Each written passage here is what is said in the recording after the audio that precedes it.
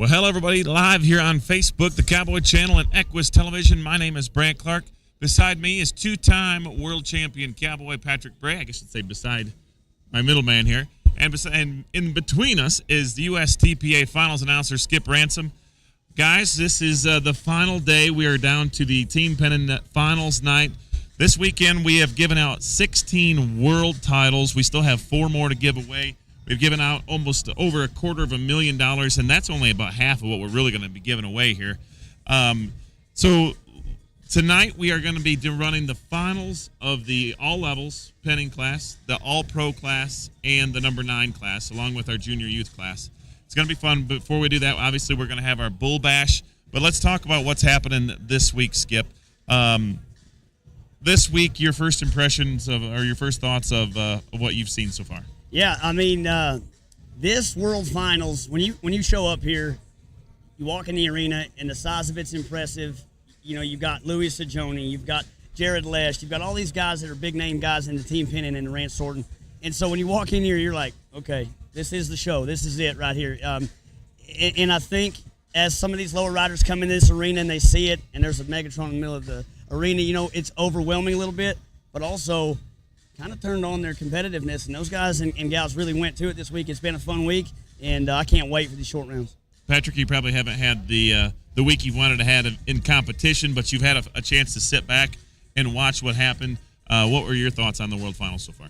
Well, the first thing that jumps out to me is the youth, and I know we've talked about them all week long, but there's been some youth that have really stepped up and really, as you said, that pressure and the thing, didn't let it bother them and went and did their job and did what they have tried to do, and they've shown out and won several world champions. I know you're going to hear the name Tanner Chapelier thrown out there. Callie Sajoni's had a great week, but there's those youth, they've done really well in handling the pressure. And I don't know if you've watched one of our youth events, but you can't imagine how many parents are on the sideline screaming, "Go left, go right, up, down." Yeah.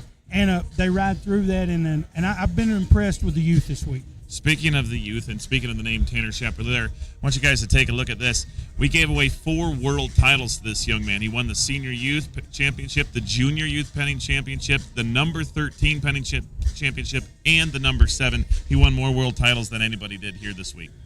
Yeah, and after each and every one of them, he gave that little smile like, "I got this," and rode off into the sunset. Well, what that thing doesn't tell you is that he won all 4 of those in less than 60 minutes. Exactly. He won 4 world titles in under an hour, and it was impressive to watch because he rode with some of the best people in the world, but he also was humble in the way that he went about it. You know, he thanked his trainers, he thanked his mom and dad, he thanked his horses. He was appreciative of doing it, and so that's the kind of guy you want to win multiple world titles. That guy right there is good for the sport and good for the future of it. We talked to Dustin Johnson, his mentor. He said that either his parents or his grandma haul him an hour and 15 minutes every day after school to work on his horsemanship and to work on his penning and sorting skills. But he wasn't the only youth that had a good weekend. Let's take a look at this young man. 15-year-old Ray Escheto from Sanger, Texas. He won 3 world titles. He won, partnered obviously with Tanner in the youth penning. He also won the senior youth sorting and the number 9 sorting with Jordan Lesh. He had a pretty good week. The Venezuelan bandit, I started to call him, because he just went in there and started taking whatever he wanted in every class he was in, and he rides really smart. He rides a really good horse. I'm not sure what that horse's name is, but man, that horse is built really nice. He moves good, and Ray he's a professional in a teenager body, really. The thing I noticed about Ray, no matter if he's riding with Jordan or if he's riding with his rode with Louis, he's always very attentive and listening. When those guys are giving him instructions, he's hanging on every word. And, he tries to do what they tell him. We've given away there's 2 different types of world championships. You have your point race, which is started in the beginning of the year and ends at the last regional finals. And then there is also a world championship that is given here at the World Finals. And only 2 people were able to win both the regular season point championship and a world championship here. That was number 7 rated rider Tanner Keith and number 4 rated rider Brittany Vestman. Well, how about Tanner Keith? I mean, the guy, you can't get him to say 5 words, and then he comes out here and lets his riding do the talking, and a great guy from Virginia, Brittany Vestman. She's a New Jersey cowgirl, and she just, that lady rides a horse she calls Smack, and she loves that horse so dang much, and they get together in that pen, and it's good to watch. It's fun to watch. the word that comes to mind there is consistency. They won the year-end high points, and a lot of people say, well, they hit the road and they rode more than everybody else and went to more shows, which may be true. But the fact that they went ahead and won a world championship here proves to me that it wasn't just the miles and all the different shows. It was the fact that they knew what they were doing when they got there, and they were able to win a championship here too. Well, not only that, but when you think about it, if you're going harder than everybody else, you deserve to win that gold buckle. And then when you get here and you're able to say, hey, and fortify your talent with the best in the world, you ought to take that saddle and that buckle home with pride now. Yeah. Besides those competitors, who else sticks out in your mind this week? Man, for me, it's a young lady from Waller, Texas. It took me 4 days to remember how to say her name, but Peyton Brismakevitz she's an outstanding rider for her young age. She's the same way. You watch her ride over to the monitors. She watches the replay. She listens to her trainer. She listens to the riders that are above her in rank and in class, and she just goes out there and does her job every time the same way. She's aggressive. I'm excited to watch her tonight too. I've got to go with Sonia Buckner. We talked about the money she had won and where her numbers were, and she did it very quietly.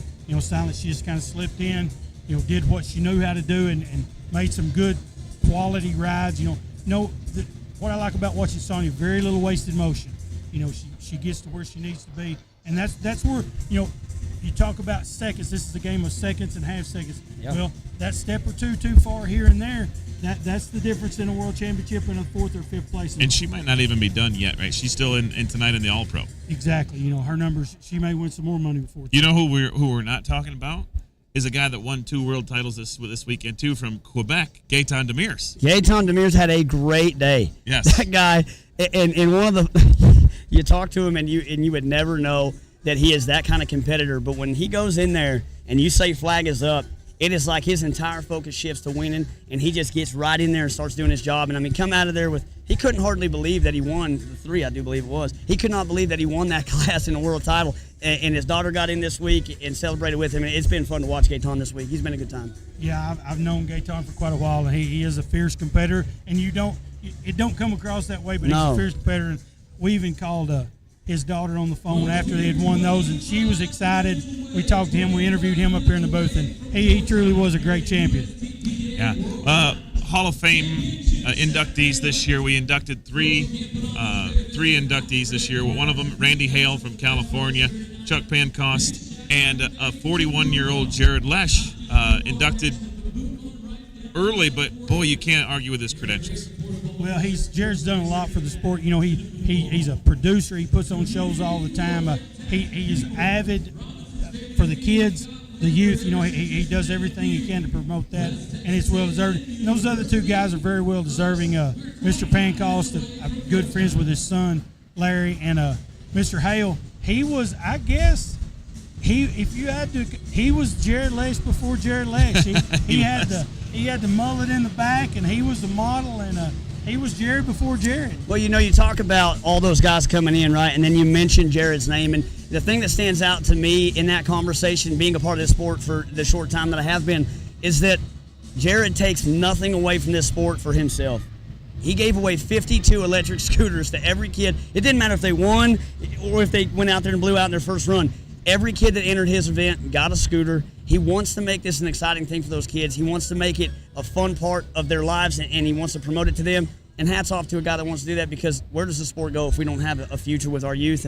And Jared Lesh, a guy that, gosh dang, he goes in there and he coaches and he rides and he sorts and he cuts and he brings them out. He's doing so much in there that it's hard to even watch anybody else, because you're just like, wow, that guy is so good. So, I think he deserves to be in there better than anybody else. Yeah, and if you haven't looked at Facebook, he almost, it's been a long time since I've seen him come off. He almost came off earlier this week. And thanks to Kathy Mitchell, I guess our resident photographer, she caught it frame by frame. So it's a pretty good, if you want to get on Facebook and check it out. He was riding the neck there for a while. Some might say he was pushing off a cow. He might have used a cow to get back on.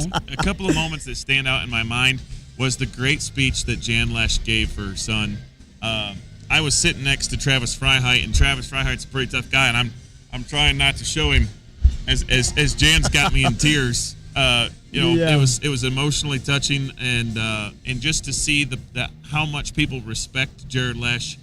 How often, Brant, do you get to actually live your dream and also have it sustain your lifestyle. I mean, the guy has a saying, do what you love and call it work, and I think that he's done it. I mean, he's done everything you can do in team pinning outside of run the dang thing by himself, So Yeah. I think he's an exemplary of what it makes a Hall of Fame inductee. Yeah, it's well deserved. The second moment that sticks out in my mind happened when with you and I up here when Steve Freiheit won a world championship in shooters, the bar in Minnesota. Right, they just go crazy. We didn't get to see what was happening inside there, but Is he from Minnesota? He has Wyckoff, Minnesota, Shooters Bar.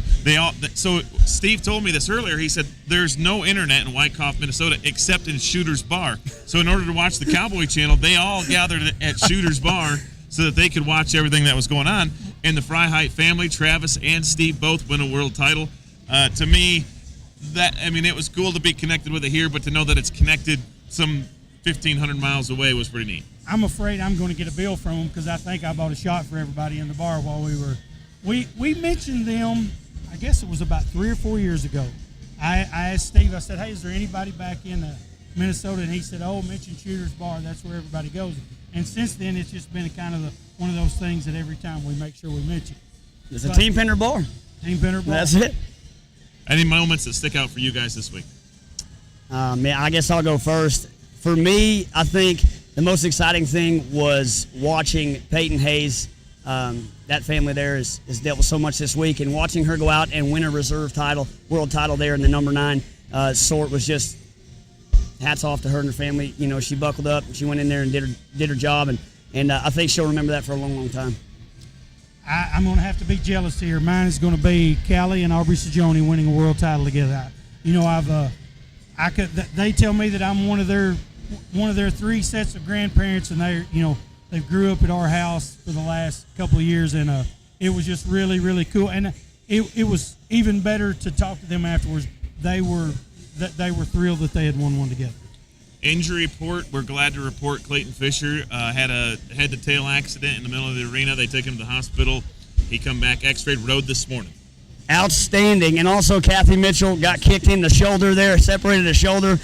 She was in a sling for a day, but she came back and rode as well. We may be team pinning and not riding bulls yet, but these team pinners are cowgirl. They're tough as they come, and it's been an exciting week. I rub some dirt on it, and it'll be all right. That's the motto you got to have.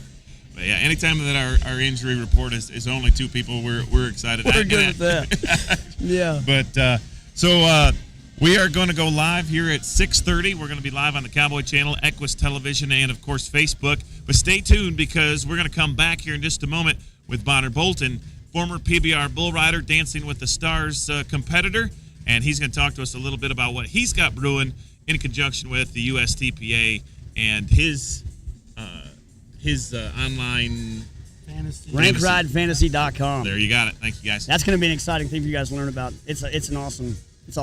Absolutely. Stay tuned with us right here.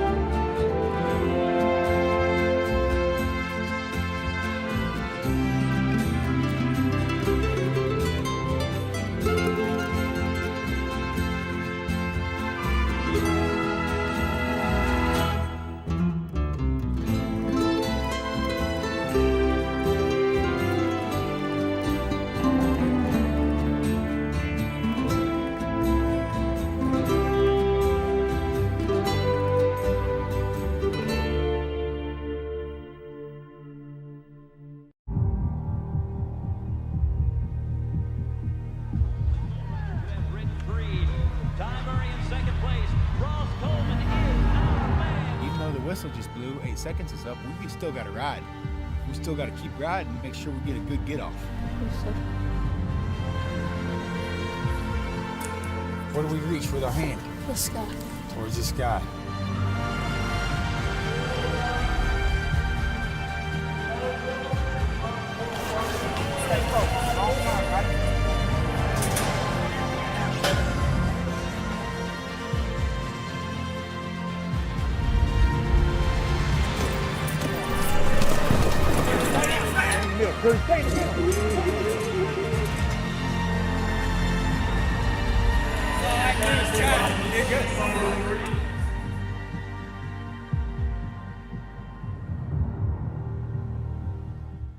Hello, I am Tom Juergens, president of Rayco Builders in Sioux Falls, South Dakota. We're in the business of providing general contracting and design build services for growing and expanding businesses. From 100,000 square foot expansions to beautiful retail storefronts and unique agricultural manufacturing builds, we have the track record and the know-how to tackle your business's growth and needs. With concrete, in-house design services, pre-engineered steel, and more, our experienced team takes on each project as it were their own. Contact us today to learn how we can partner on your growth and success.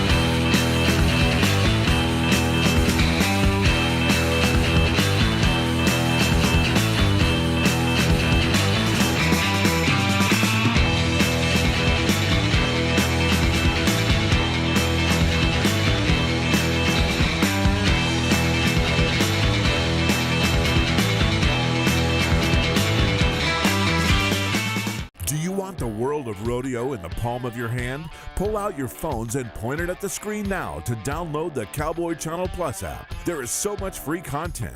You get all the latest news, highlights, standings, schedules, day sheets, and more. Follow the sport of rodeo like never before. Download the app and get breaking news, alerts, early access to tickets, and more sent straight to your phone for free. If it's happening in Western sports, it's happening on Cowboy Channel Plus. When you grow up on the ranch, it starts to become a piece of your family, who you are.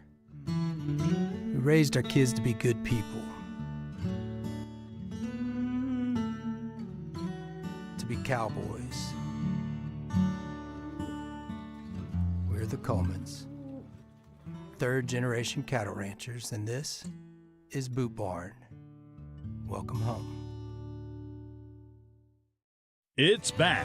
The U.S. Team Penning Association's World Finals, presented by Boot Barn, Sunday, October 23rd through Saturday, October 29th at the Amarillo National Center at the Tri-State Fairgrounds. And on Saturday the 29th, don't miss the USTPA Bull Bash 3. 32 of the best bull riders in the world, matched up against some of the rankest bulls in the country, followed by a live concert with Seth Ward and the Silence.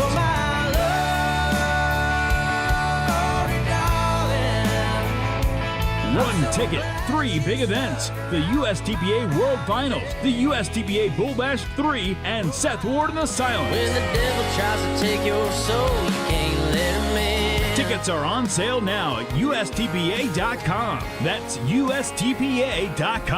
Don't miss the USTPA World Finals, presented by Boot Barn, Sunday, October 23rd through Saturday, October 29th, with the USTPA Bull Bash 3 and Seth Ward and the Silence, Saturday, October 29th.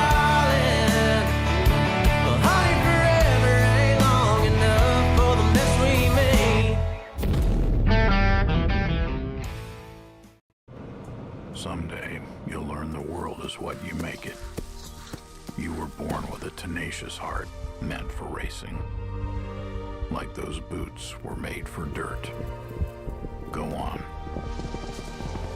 Everything out there is waiting for everything in you. Someday, you'll learn there's no such thing as someday.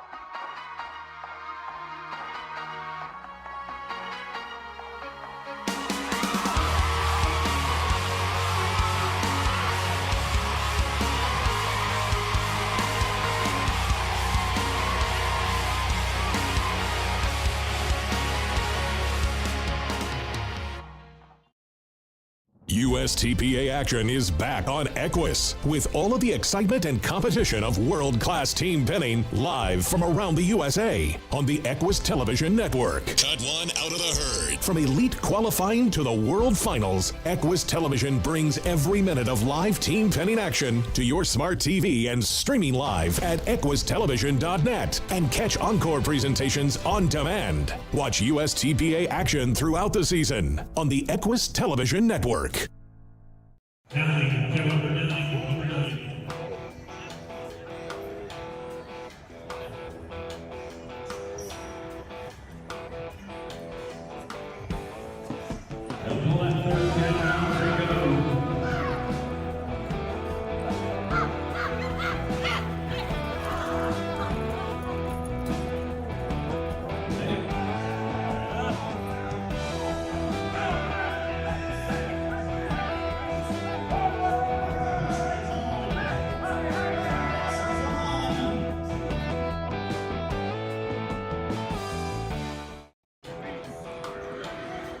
Team 20 Davis Hansberg, Keith Hansen, Nick Morrison, Team 221, Ross Brandon, Slim Scrooge, and Howard Smith.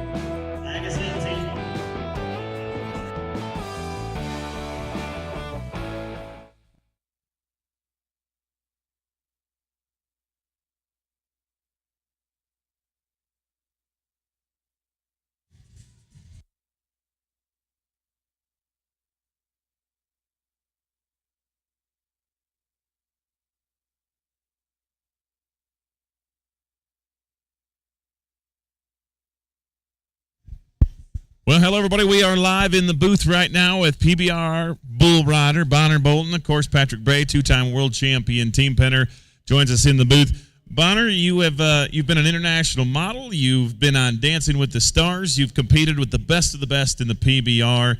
And now you're here in Amarillo, Texas, to talk about your new Fantasy League Rank Ride. Tell us a little bit about Rank Ride.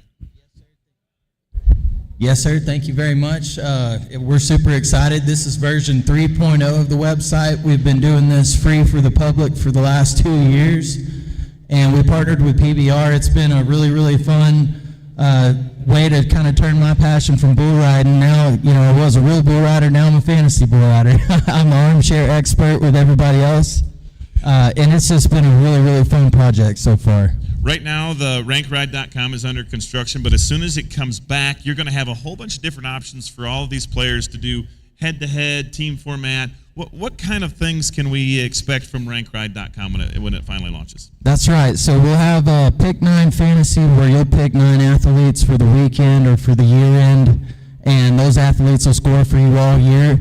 The platform's going to remain free for all those that want to test it out and just kind of get on there and learn and figure out how it works. But we'll also have a pay-to-play. This will be the first year we've monetized it, so you'll pay entry fees and win real money. We've been paying out real money for the last 2 years. We've given out over $100,000 in prize money and different giveaways, so it's been a pretty lucrative deal for the players who've jumped in early, so it's still going to be that way. And now you are actually starting to push this format towards team pinning as well, right? Absolutely. So we're working with Cody Wood here with US Team Pinning, and it's been really exciting to add a new branch to our umbrella pretty much, and we're working with ABBI. That'll be a new thing we bring in. We've kind of been playing around in that space as well. So another thing you'll get to see is head-to-head matches where you pick bull or rider and get to double down much like poker. And then there'll be simple predictions where we throw out random trivia and a chance to earn extra bonus points. And then my most favorite feature that I'm looking forward to will be the live Calcutta bidding, which is a lot like what rodeo fans are used to and have seen before, but you'll be able to do it from the house instead of have to be at the pre-party kickoff. And so we're looking forward to that. And that should be kicking out in the next month or so, rankride.com. You can visit that website and then learn more about Rank Ride. That's right. rankride.com. All right, Bonner, obviously you were a world champion bull rider and won several different deals, but January 2016 in Chicago, Illinois, you had a pretty rough dismount. Yes, sir. I broke my neck coming off of a bull pretty bad. It was the first event of the season, regular season for Built Ford Tough events that year. And, yeah, I just came off wrong, upside down, was trying to exit out to the side and came up really high and just couldn't quite rotate, and I ended up breaking my C2 vertebrae all the way through. It paralyzed me the day it happened, but, you know, thankfully I was able to recover and come back to it. Sorry, my microphone keeps slipping. But, yeah, so it was a pretty tough road for me, but thankfully was able to recover and just get back to life, and that, you know, I've got a lot to be grateful for.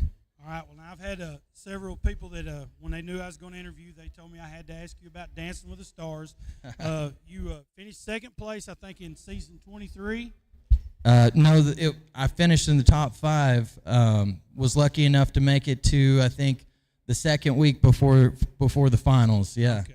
But then later on, your partner, a couple of seasons later, she won it with Bobby Bones. So you could actually take credit for that. You know, that you contributed to that win. Yeah, I don't know, but yeah, maybe her having to teach an old simple cowboy like me helped her strengthen her coaching abilities. She's already an incredible dancer, though. Hats off to her and all those dancers. It was a really fun time, but probably one of the hardest things I've ever done, for sure. Well, we're just moments away right now from the 2022 USTPA Bull Bash, and so right now we're going to go back down to the floor for our in-house announcer, Cody Wood.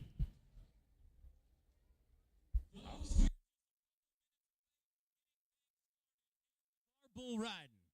Just so you're aware, the house is going to go dark here in about 2 minutes. So make sure, get your bearings, find your seat, get settled in, because we're moments away, ladies and gentlemen. I am telling you from top to bottom, these bulls and these bull riders are jam-packed with some of the best matchups you're going to see.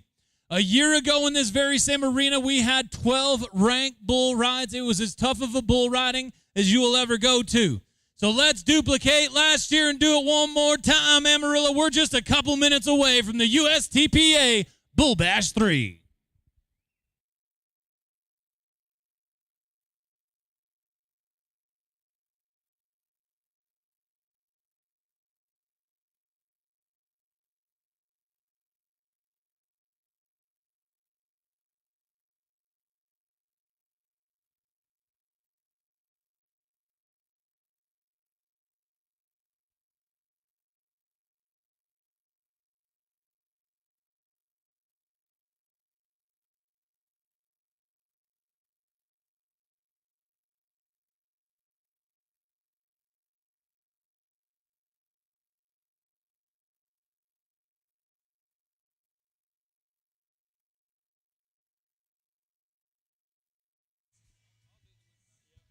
"60 seconds away from go time."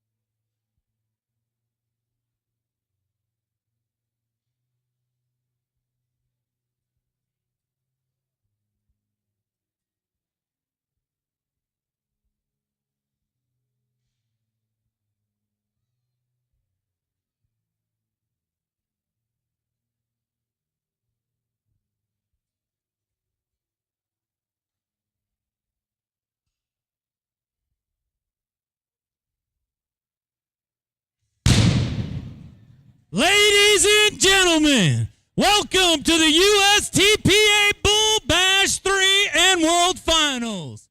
Here are your bull riders.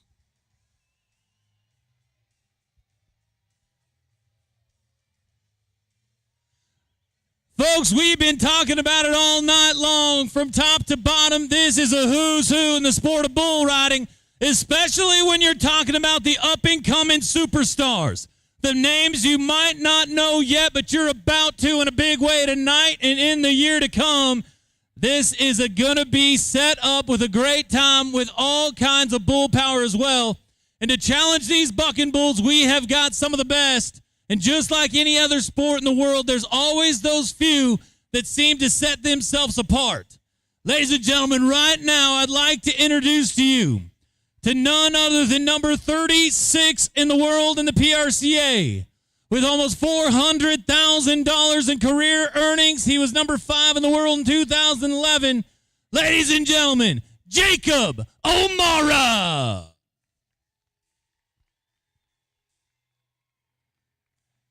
When you talk about the names that you have not quite heard yet on the big screen, but are about to in a big way. This next man was the USTPA Bull Bash 2 champion in Fort Worth, Texas, earlier this May. One of the most athletic up-and-coming bull riders in the world, Leonardo Lima.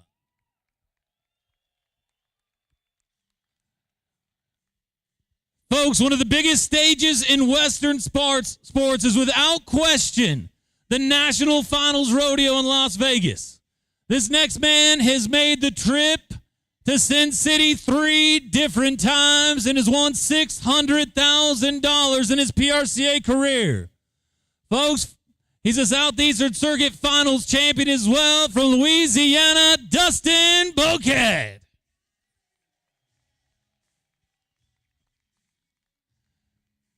Now in the sport of bull riding.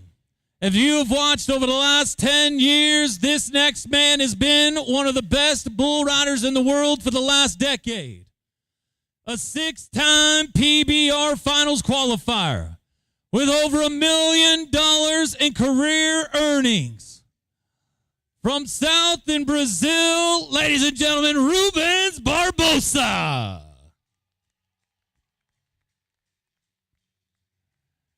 Now here at the USTPA Bull Bash 3, we also have a bull team competition going on. So these bull riders are going to be matched up against 17 different contractors who are bringing their best 2 bulls to town, and they are about to go head-to-head.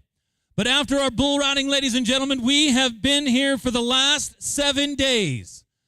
Like I mentioned a moment ago, the fastest growing Western sport in the world is the sport of team pinning. And the United States Team Pinning Association is the pinnacle of that sport. We have been competing through 2,500 different teams and have worked our way down to the short round. The championship round only consists of 10 different teams, and we're going to crown world champions and pay out $200,000 tonight in the team pinning alone. Ladies and gentlemen, your USTPA team pinners.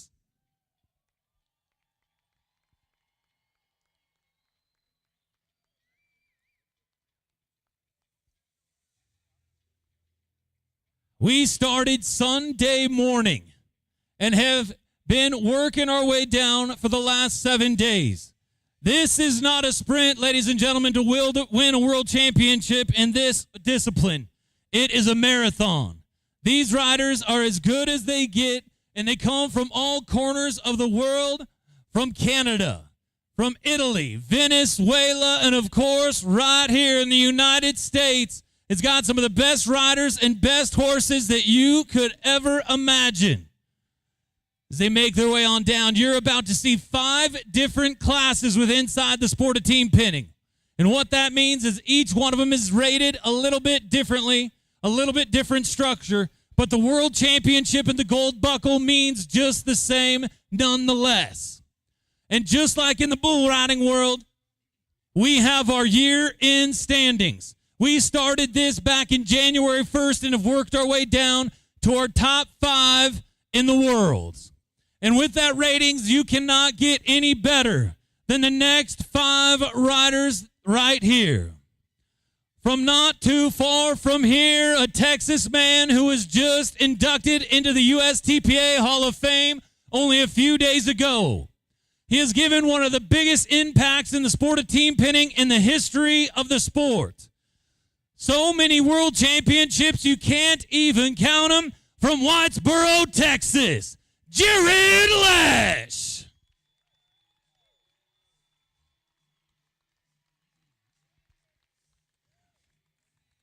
Now as we take things north to Badger Country, this next man is number 4 in the world.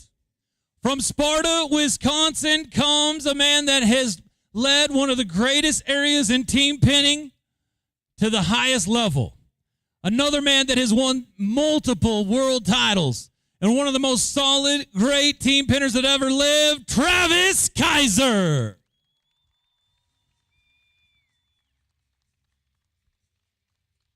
Now as we take things to number 3 in the world, another Texas man that has not only won world titles in the USTPA, the AQHA, the list goes on and on.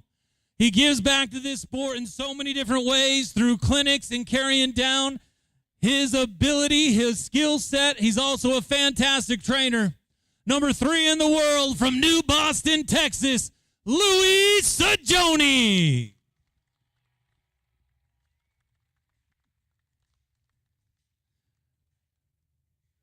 After an entire season, there were 2 that stood above the rest. This next man is one of the greatest horsemen in the world. There is probably no other man in the state that is as quiet in a herd as the next guy. From Cool, Mississippi, a staple of the team pinning ranch sorting world and another multi-world champion. How about it for your reserve world champion, Dustin Johnson?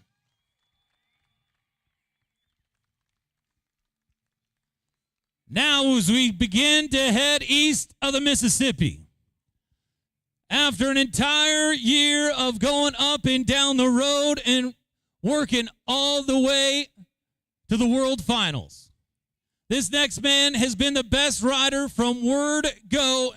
And no surprise that he's going to walk out of here your number 1 in the High Point World standings. He has won multiple world titles like the rest of them, but this year he has stood above the rest, is as fast and catty on the back of a horse as anybody that has ever done it. Virginia's Tanner Keith, your world champion in the 7s.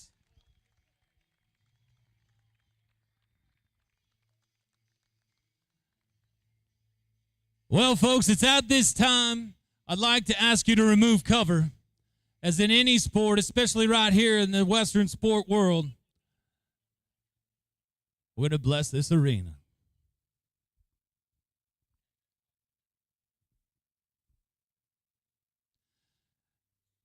Lord, we come to you here today just extremely grateful for so many different opportunities that you have given us. Not just throughout this last year in our lifetime, but inside this last week, Lord. We've had some challenging times with a few folks with bumps and bruises, a couple of our team pinning families with losses, and we know that you've been keeping them even closer to your heart. But if you can continue to look down on us here tonight, Lord, as we get ready to compete here in the bull riding world and crown our USTPA team pinning world champions.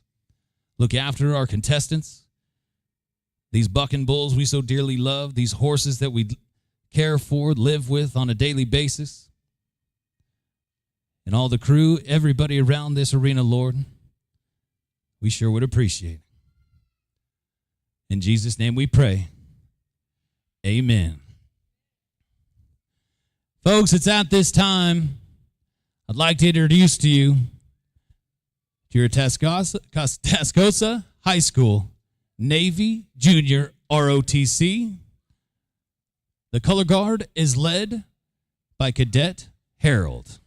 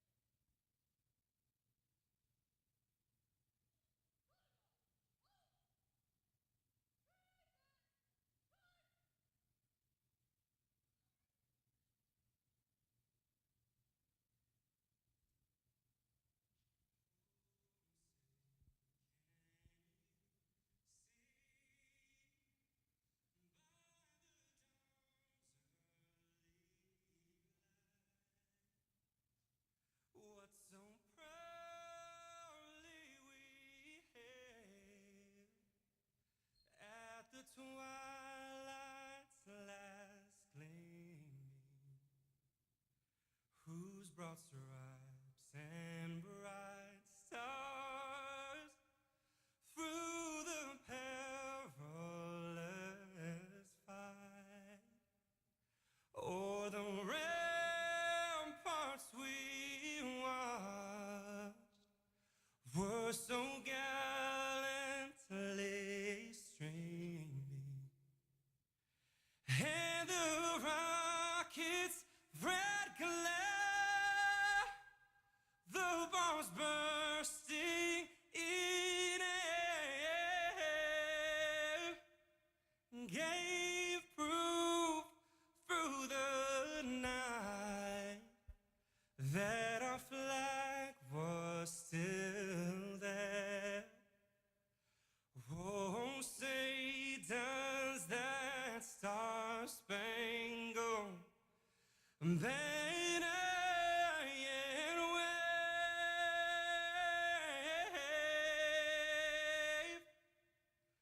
o'er the land of the free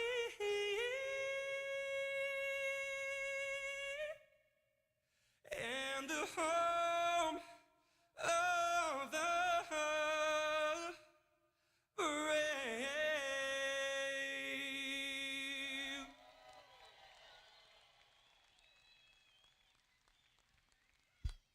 It does not get any better than that.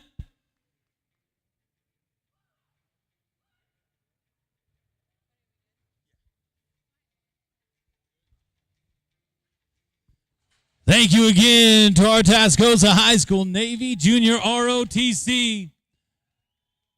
One of the greatest states in the Union, and the Texas flag and the stars and stripes. Well, folks, it is time. We've been talking about it for the last hour and a half, but now it is time to buck some bulls. At this time, I'd like to introduce you to one of the most important aspects in all of rodeo. Right here, ladies and gentlemen, is one of the up-and-coming superstars in the cowboy protection bullfighting world. From the western slope of Colorado, Connor Cazada. This next cowboy protection bullfighter is as good as they get. These bull riders can breathe a sigh of relief when you've got Reese Mitchell in the arena. Folks, just like in bull riding, bullfighting world can get awfully rough just the same. This next guy took an awfully hard hit earlier this spring, has been out all summer long. He's one of the best bullfighters in the world, and he's making his debut back to town here in Amarillo. Folks, Tyler Thiessen.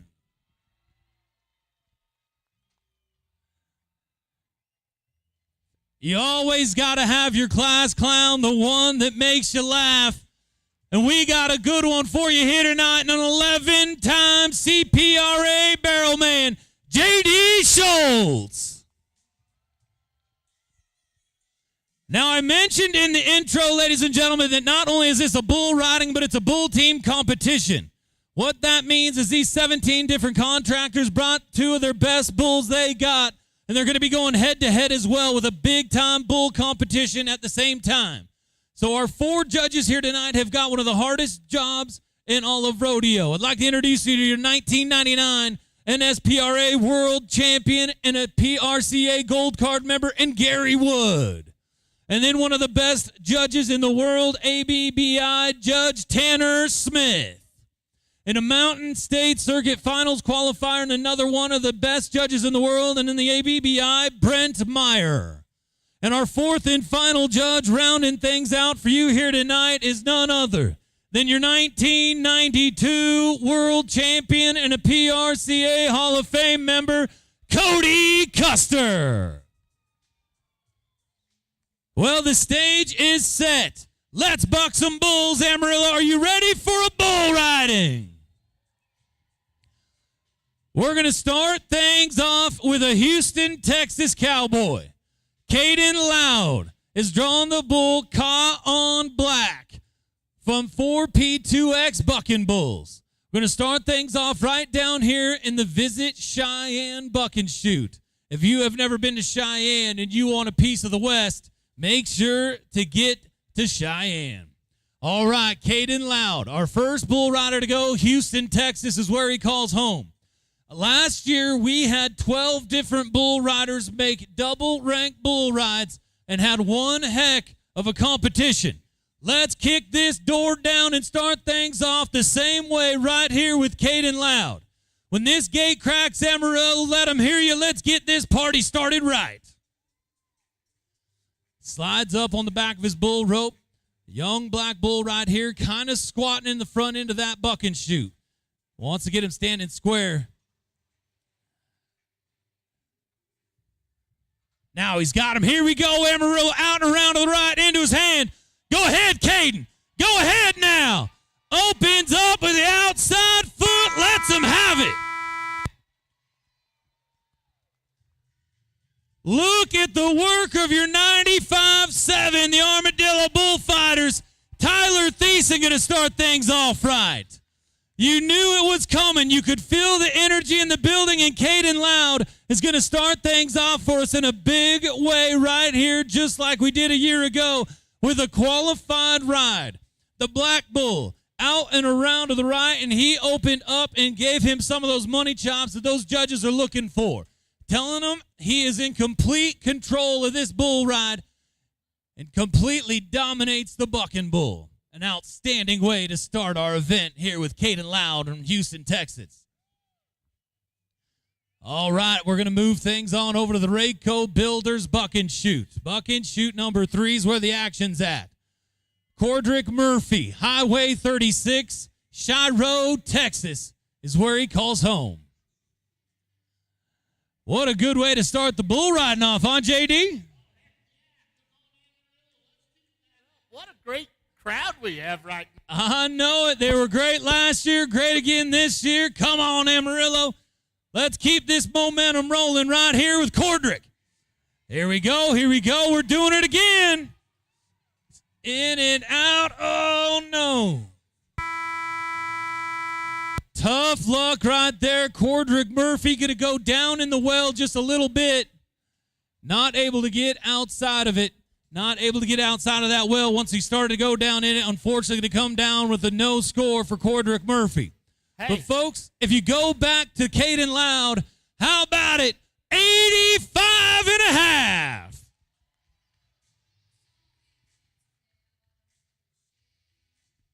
Wow, that's awesome. Oh, man, no better way to start one off than with an 85 and a half. No, not at all. You're talking about going down in the well? I'm waiting for the concert afterwards to go down in the well. Like, you know. Oh, man, the concert afterwards, that Seth Ward and the Silence, Canyon, Texas. Folks, who here has seen Seth Ward and the Silence play before? Yeah, well, you're in for a treat. We're going to keep it rolling right after the team pinning. Here comes Jacob O'Mara, one of the bull riders we highlighted earlier on from Baton Rouge, Louisiana. Robinson's Family Feed is the buck and shoot we're headed to. Now, Jacob O'Mara has finished number 5 in the world back in 2011 and has continued to stay consistent over the course of that time. Number 36 in the world as we speak. So the man has been up and down the road. He's a circuit champion. Has won many different big rodeos in the PRCA and looking to challenge that 85 and a half at the number 1 spot from Caden Loud. Jacob O'Mara. Bull branded 74 is who he's teamed up with. Big plumber bull kind of squatting in that back end on him. Again, folks, just like we saw a little bit ago, these bulls got to get up, standing square, give them a good clean out. These contractors want to make sure their bull has a good clean out as well, as they're competing with each other head to head. Now, we talked about our judges earlier on. Now, these judges are essentially looking at 5 different categories. If you want to sit down and judge these bucking bulls right along with these judges, look for the kick in the bull, the spin, the buck, the difficulty, and the overall intensity of the animal athlete. So it is going to get good right here. Jacob Omar, he's going to take a repull right here, get the bull standing up square. 74 is the bucking bull. Harris Bucking Bulls is who brings them to town. And you know this bull's playing head games because he knows who's on his back. Yeah, trying to get a little bit of advantage because right now he has got big-time bull rider Jacob O'Mara getting ready to slide up on the back of this bull and go to work. Now, last year here at the USTPA Bull Bash, Harris Bucking Bulls walked out of here your champion contractor. Now, Harris Bucking Bulls seem to all have one thing in common, and that is power and athleticism. Jacob O'Mara going to have to get out over the front end of this big bad dude and go ahead. Now, let's go, Jacob O'Mara. Keep pumping. Keep pumping. Oh, man. That was about to be some points, ladies and gentlemen. Jacob O'Mara going to come down a little bit early. And the Armadillo 95-7 Bullfighters doing a fantastic job allowing Jacob O'Mara to get up and out of there. But unfortunately, going to be a no score for Jacob O'Mara. Well, as we keep rolling down the line to Gott Wittenberg Emerson Buckenshoot. Big shout out and thank you to GWE. If you are in need of any sort of real estate needs, commercial real estate company at its finest right downtown Amarillo. Thank you to GWE. Now, Dustin Boquet, another Louisiana cowboy, Borg, Louisiana. He has been to the NFR 3 separate times. $600,000 in earnings. And he is here at the USTPA Bull Bash 3 to walk out of here your champion and with a beautiful buckle and a boatload of money. Now, Dustin Boquet has got all kinds of ability. He's one of those bull riders that can get up, out over that front end, take the power away from the bucking bull, and allow this bull to pack him around the corner and make it look good. Now, this is another one of those Harris Bucking Bulls branded 914. As we mentioned, Jeff Harris Bucking Bulls always brings a good one. Dustin Boquet. Folks, this is one of the matchups when you're looking up and down the line that could absolutely be 90 plus. There are multiple opportunities for us to have a 90-point bull ride. Let's get it rolling right here, right now with Dustin. Now he's got him. Slides up on the back of that bull rope. Louisiana bull rider. Borg, Louisiana's Dustin Boquet.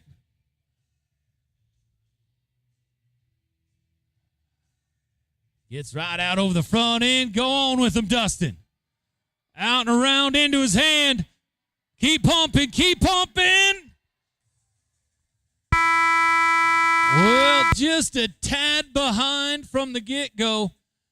Just about caught up around the corner on the white bull from Harris Bucking Bulls, but Dustin Boquet not quite going to get back down there.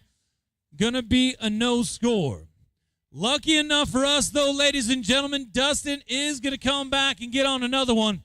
Some of these bull riders have the opportunity to get on two. It is a one long go-round, so the best ride wins. But fortunately for us, we will get to see Dustin come back and do it again. Oh, man. Amarillo, USTPA, how are you guys enjoying the bull riding so far? Yeah. This is awesome. You guys been here for, I know, a long time, but 7 days competing. 7 days competing from morning to night, and we have finally worked our way down to the last championship rounds of the night. It's been a great week, a fantastic week, no doubt. I'm excited to watch tonight in the championship round.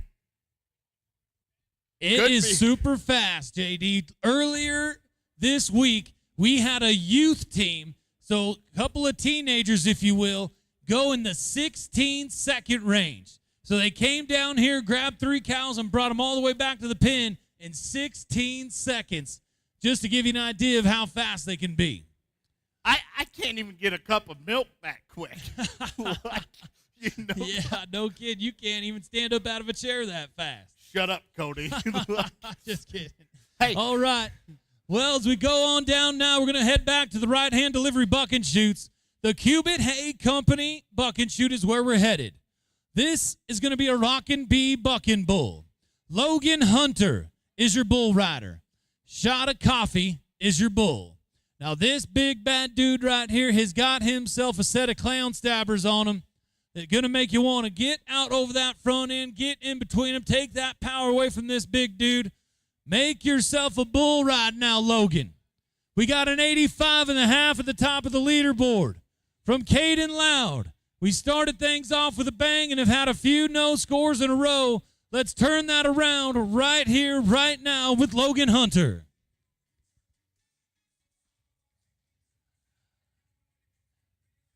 All right, Logan.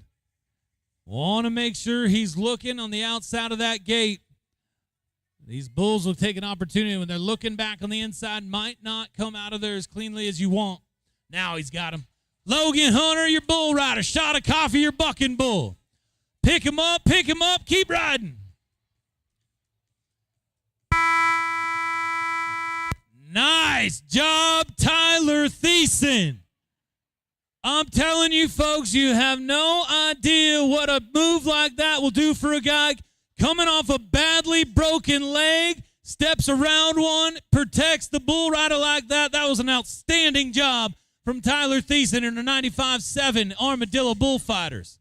Unfortunately, though, here in the bull riding, Logan Hunter just got a little bit inside of that well, into his hand even. Awfully tough to come back out of there. Going to come down, be a no score for Logan Hunter on Shot of Coffee of Rockin' Bee Bucking Bulls. Now, as we stay in the Rockin' Bee Bucking Bulls trailer, we're going to go on down to Colton Beatty. Colton Beatty has got the bull Valhalla. Now, Seymour, Texas Cowboy, Colton Beatty. Folks, he's one of your own, Texas strong, right here, right now.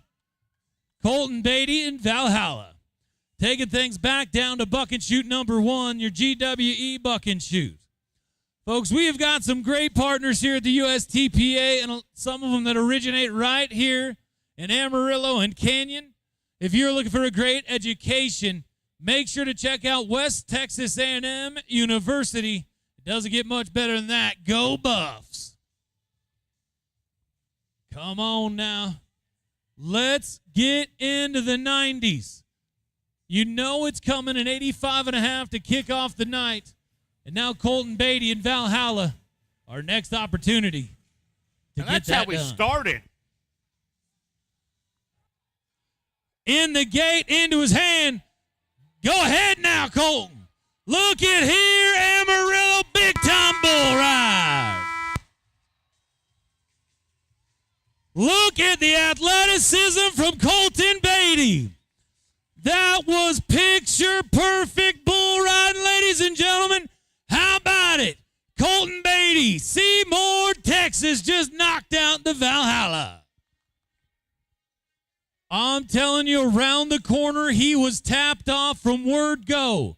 Dominated that bull from the first jump out and around, off and onto his feet. Extremely athletic bull rider right there, Colton Beatty. As the scores start to come in, we're going to move things back on over to the right-hand delivery Buck and Shoot. The Price and Company Equestrian Living Buck and Shoot is where we're headed. Wyatt Norstegard. Medicine Man is your bucking bull. Rowley Bucking Bulls out of Cheyenne, Wyoming is who brings them to town.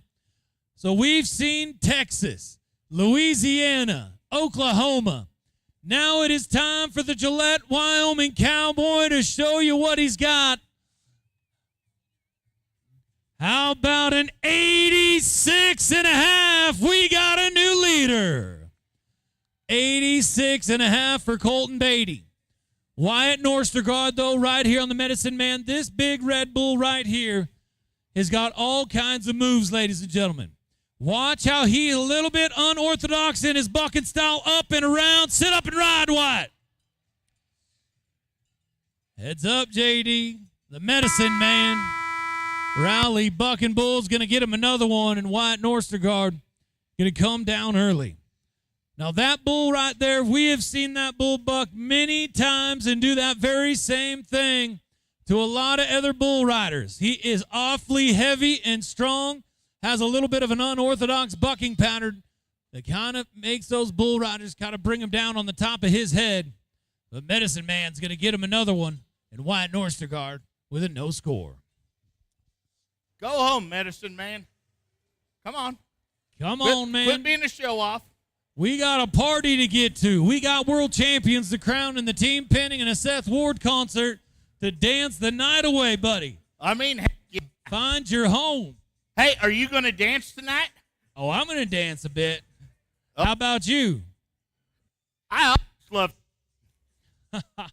I was out last night giving away a couple free tickets to a couple people. Go home, Medicine Man. And he's like, where's my free ticket? I'm like, Austin Rally just brought you here, dude. You're like.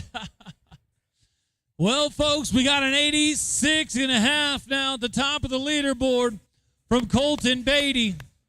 A Texas man in first, a Texas man in second with an 85.5 is Caden Loud.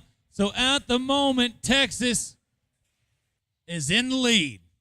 Big shout out to our cowboy bullshagger, Trey Kerner. Gonna get the rope on the big bull and get him on out of here. I bet you his horse is real proud of him. Yeah, no, that is a big one to have at the end of that rope. That is for sure. That's like having a pit bull on a piece of dental floss. That ain't going to work out for you that well. Folks, as we move things on back, it couldn't be more fitting of the buck and shoot we're about to go out of. Your Visit Cheyenne Buck and Shoot brings us a Cheyenne bucking bull from Raleigh Bucking Bulls, Catfish Billy. And your bull rider is a sophomore from East High School in Cheyenne, Wyoming. This is Dalton Willis. Now, Dalton Willis, again, is a 16-year-old sophomore in high school, but is as rank as they come.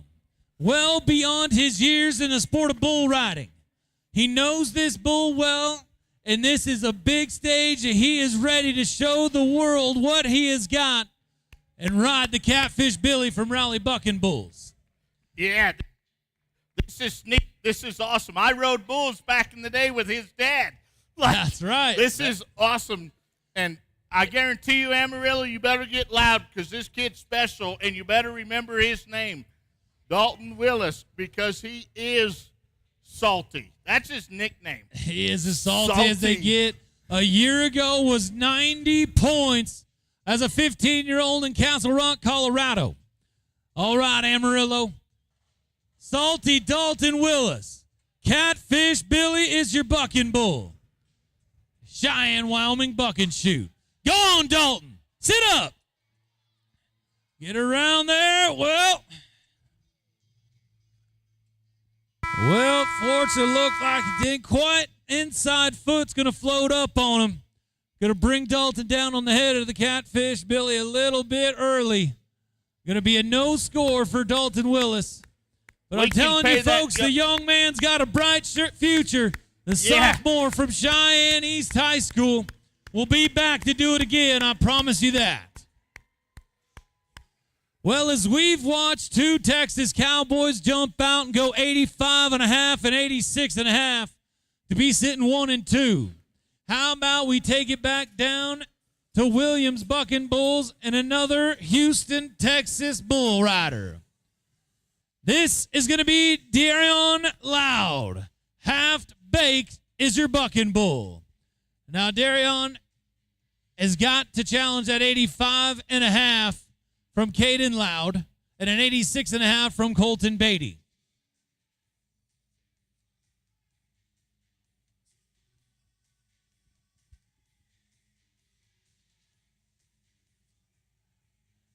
All right.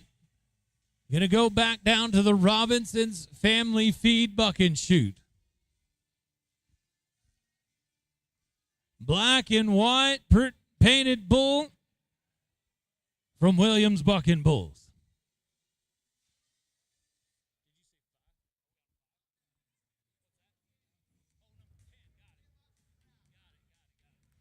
Folks, going to have a little change in the lineup as we're going to go to Jeter Lawrence. on a bull they call Hondo. Another Houston, Texas cowboy on a Williams bucking bull. Gonna give Darion just a moment, get things squat. Jeter Lawrence, Houston, Texas. Robinson's Family Feed right down here on the east side of Amarillo for any and all of your feed needs. Apparel and more. Thank you to the Robinson's Family Feed. Jeter Lawrence slides up on the back of his bull rope. Williams bucking bulls brings us a good one right here. Look at this. Turning the crank, catching gears, go on with it. Oh. Well, that was close. Not sure he got to the 8-second whistle.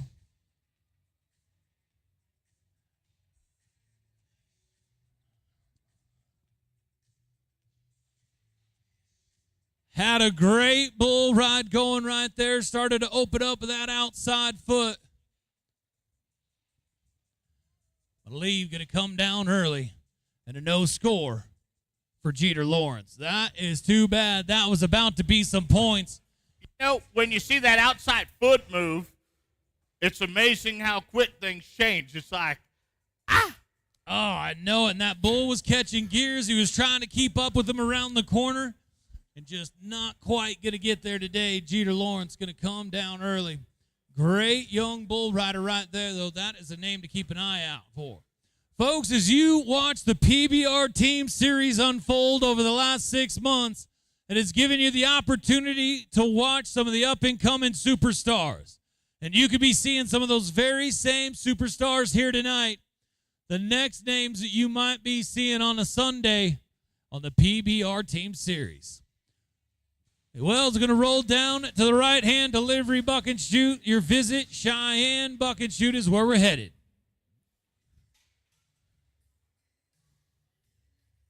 Come on, Amarillo. Everybody, put your hands together. Come on. Come on, we can do it. Come on. It's all right. Come on, folks. It's Halloween weekend. Heck yeah. It's Saturday night. Let's have a party now. World Championship. Come on, everybody.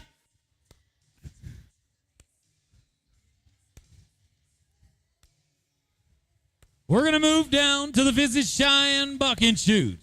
Chase Hamlin has drawn the bull they call Rugburn. Kerner Bucking Bulls brings us the Rugburn. Now, a Stillwater, Oklahoma cowboy. 86.5 is well within his reach on the back of this ranked dude from Kerner Bucking Bulls. This Rugburn is going to be up, down, and around and gassing it. Come on, Chase. Get it going on right here into his hand. Picks him up, puts him down. Come on, Chase.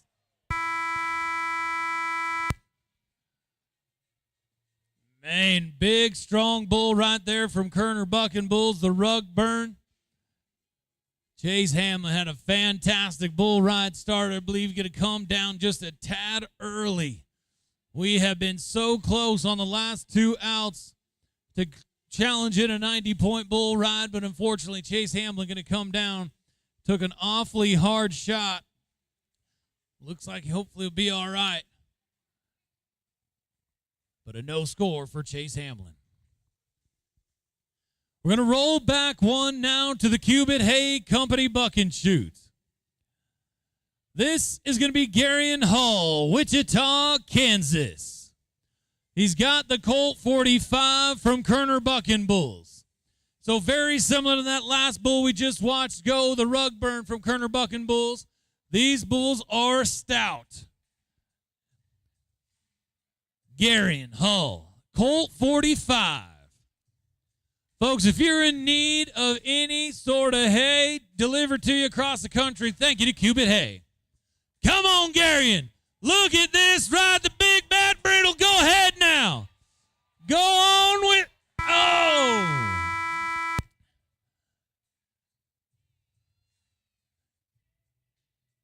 Man, that was close.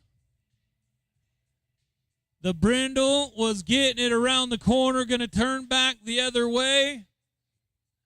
And looks like not a good sign when the judge is showing you the watch. Not quite going to get to that 8-second whistle. Oh, man, folks.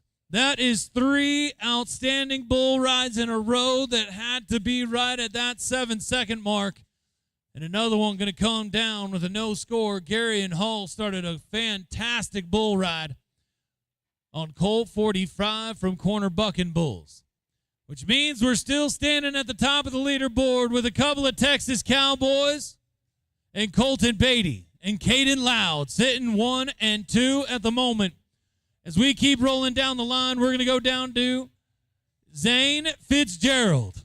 Torrington, Wyoming, has got the Bull City Boy from Benali Bucking. Oh, check that. Check that. We're going to take things back in order. Darian Loud, half-baked from Williams Bucking Bulls. The young man lost his route just a moment ago. Needed to change things in the order. Now it's time. Come on, Darian. Oh, man, Amarillo.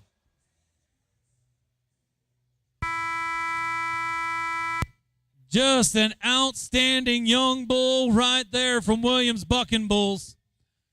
That one right there has got every aspect of those 5 different categories that we were talking about earlier.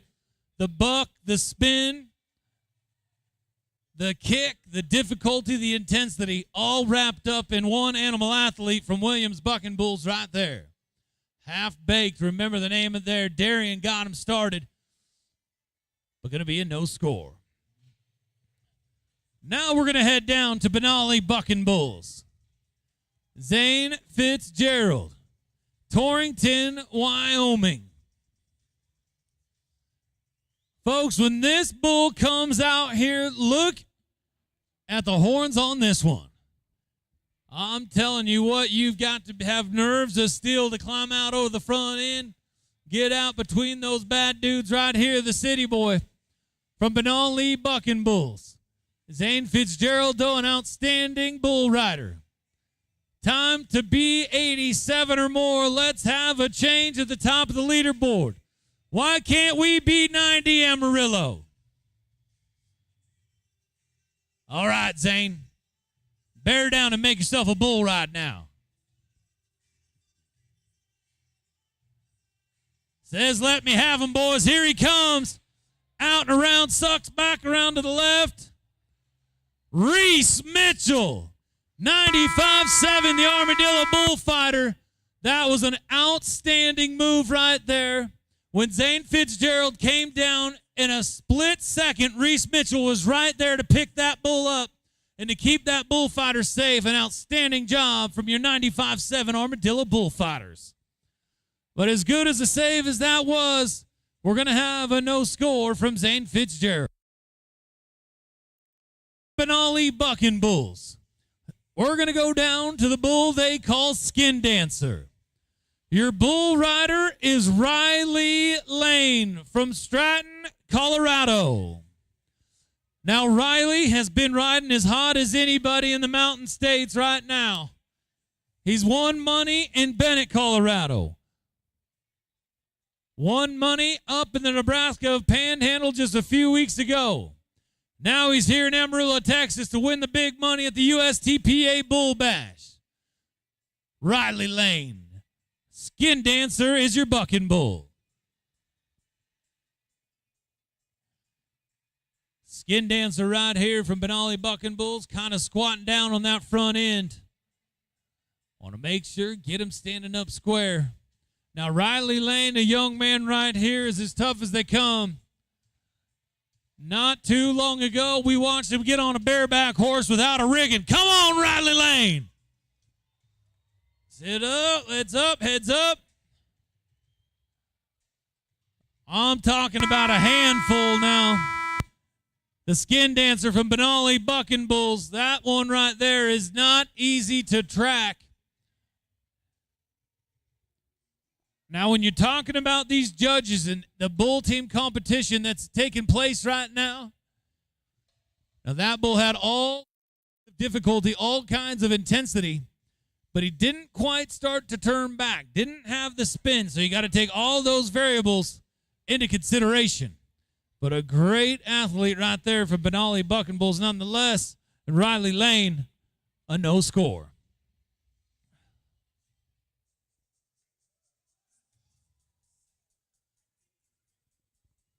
Well, old Skin Dancer trying to find his way home. Look at the Boot Barn sign. That's where you need to go, buddy. Big thank you and shout out to Boot Barn, folks.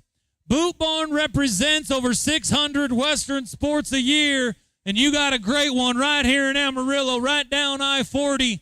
Make sure to get down there, get yourself something nice. If you're going to support anybody in the Western apparel world, there is no better option than Boot Barn. As we roll on down now to buck and shoot number 3, the Rayco Builders buck and shoot is where we're headed. We've got one more bull to go, and then we're going to go into a clown act. Well, Bo Howe, Sayre, Oklahoma, on the Vickers Bucking Bulls. He has got the bull branded 926. Anybody from Oklahoma in the house tonight? I see you out there. Good cowboy country, good bull riders from Oklahoma.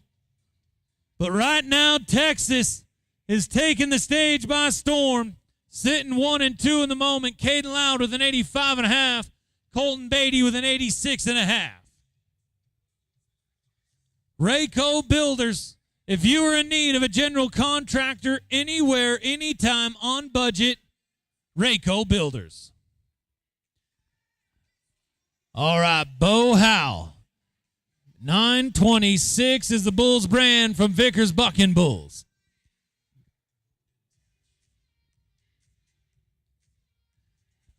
Come on now, Amarillo. We got to turn this momentum back around. We started this bull riding off with an 85.5. Let's finish off this section doing the same thing. All right, Bo. Sayre, Oklahoma, taking his rap, getting things squared away as he gets ready to battle it out with 924 Vickers Bucking Bulls.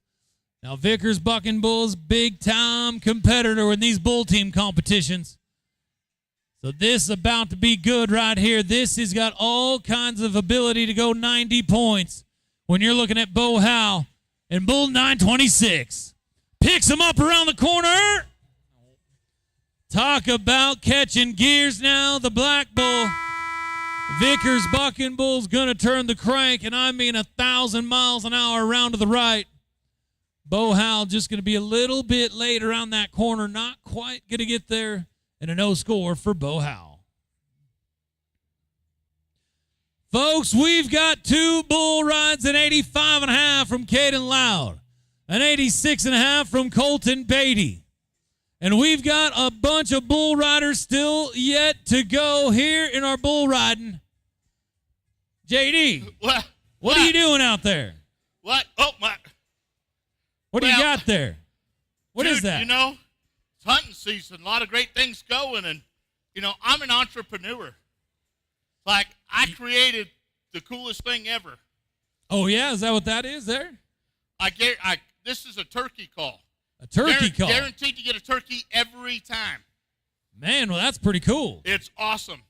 You know, I'm going to sell them for $10.99 after the perf, or $10.99 in an adult beverage in lieu of the $10.99. Right? Like, yeah, that's a good deal now. You got to see how this thing works. Let's see it. This is awesome. Wait, let's sell a few of them now. I do need help real quick. Hold on. Hey, Flagger. That guy over there's been helping all day. You can come help me real quick. What do you got going out there now? Watch. Just watch and you'll see. All right. A turkey call, you say? Yeah. Hey, you ever shot a turkey before? You have. You look pretty confident. I wear my sunglasses at night so I can. Okay. All right. So here's what I want you to do. I want you to take that. And I'm going to call this turkey, and I'm going to take this real high, and I'm going to call the turkey in, and when that turkey comes in, I want you to shoot it. Good? You ready for this, Cody? I'm ready. Let's see You're going it. to be like, JD, you were one smart son of a gun when you see this. All right, I You're can't gonna wait love now. It. Ready? 1, 2, 3.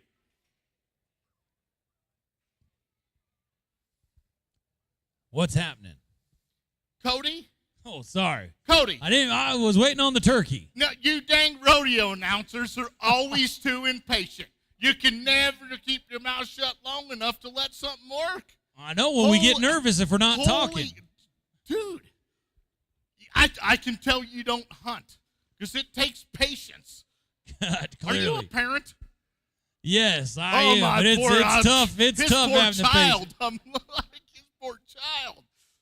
Okay, you just keep your mouth shut for a minute. Okay, go ahead. Ready?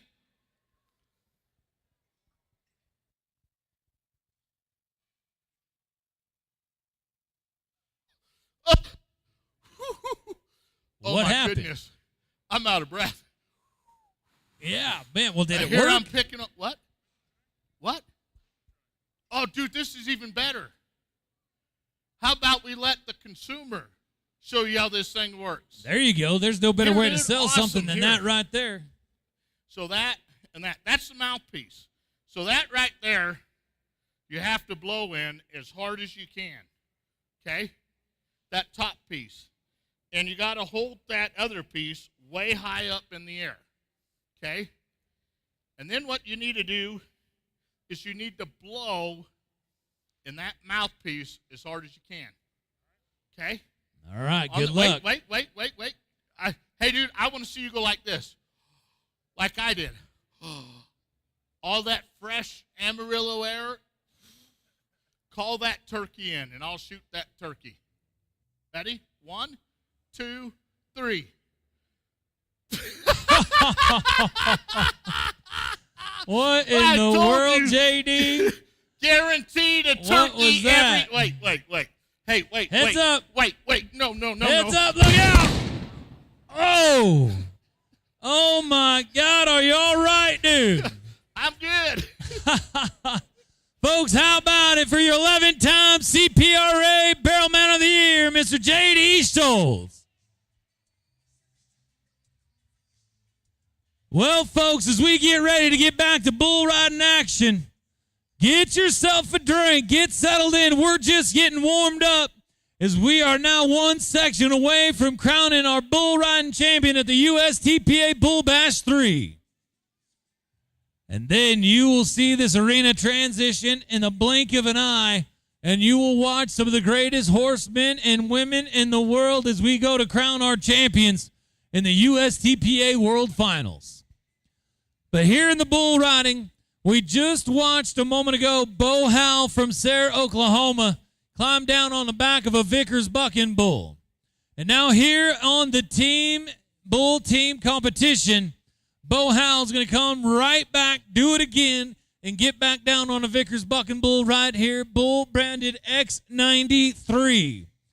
So if you can imagine how challenging, how difficult, how athletic you must be to get on the back of a bucking bull, how about doing it twice within inside a 5 to 10 minute period like Bo Howell is right now? So as we get things ready to roll for section number 2 here in our bull riding, we're going to go down to buck and shoot number 1. Gott Wittenberg Emerson. Amazing commercial real estate company with even better people. Thank you to GWE. Bo Howell, X93 is your bull. Folks, let's challenge that 86.5. Let's be 90. You know it is coming. One of these bull rides, it could be this one right here, right now. All right, Bo. He should be warmed up and ready to roll as he just nodded his head about 5 minutes ago. Bo Howell. Sarah, Oklahoma. X93 from Vickers Bucking Bulls.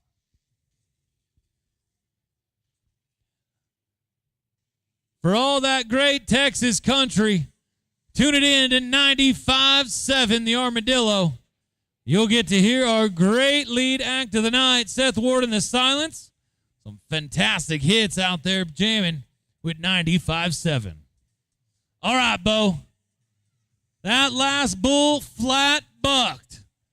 So now he's got the feel for him. He is tuned up and ready to roll.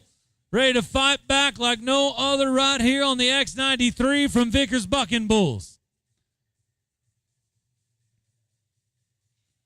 Look at get his head picked up right there. Now, folks, when you take these bulls in a bad spot like this, especially some of these bulls that might be only 3-4 years old, they might not come out of that buck and shoot cleanly, meaning they might slide right out of there and follow that gate and post that bull rider on their inside knee, which does afford them a re-ride if that does occur, but it does hurt and can do some serious damage. You do not want to be inside that cage buck and shoot for as longer than you needed. Right now, Bo Howell trying to get things set and squared away here on X93 from Vickers Bucking Bulls. Now he's got him. Here we go, Amarillo, out and around to the right. Oh.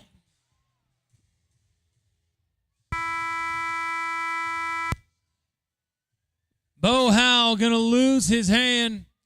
Big black and white bull going to pop his hand out of the rope around the corner. He was still riding for a couple of rounds right there. Awfully impressive in itself.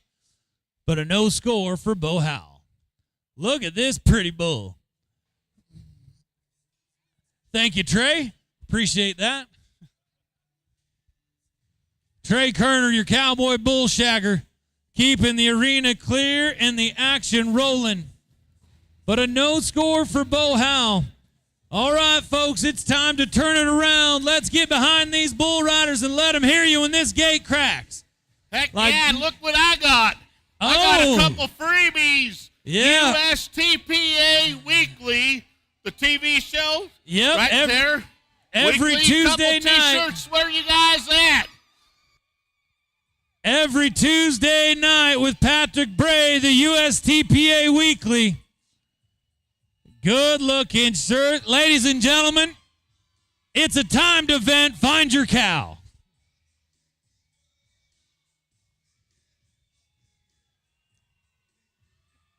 All right, JD, get it up there now. Well, as we take things over to the GWE Buck and Shoot, this is Jeter Lawrence on the money shot from JQH Bucking Bulls. Now, we saw Jeter Lawrence just a few bulls ago start one of the great bull rides tonight, but came up just a tad short. So, Jeter, Lawrence, it's time to finish one off for 8 seconds as the Sapulpa, Oklahoma Cowboy gets ready to roll. Picks him up around the corner. Keep pumping. Keep pumping. There we go, Amarillo. We're going to get us another one. Off on his feet. The caddy, heads up, heads up. Well, Jeter Lawrence going to get it done. Opens up with that outside foot. Look at the instant replay up here on the big screen. At the end of this bull ride, watch how he exposes himself and just gives that bull the bunny shot. Well, the scores are coming in for Jeter Lawrence. An 86.5 from Colton Beatty. An 85.5 from Caden Loud. How about 85 points for Jeter Lawrence? We got us 3 qualified rides now. Jeter Lawrence had a great bull ride started earlier. You could tell with the way that he spurred that bucking bull. He had had enough. I'm going to give it right back to him.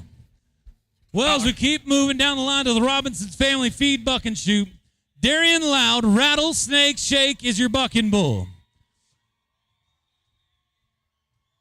All right, we got some fans out there. Let it rip. Get yourself a USTPA Weekly shirt now. Come on, Darian. Look at this, Amarillo. Gets his way back over there on the inside. Go ahead, tapped off. Go on with it. Oh, no. Man. Darian Loud was going to be some points right there now.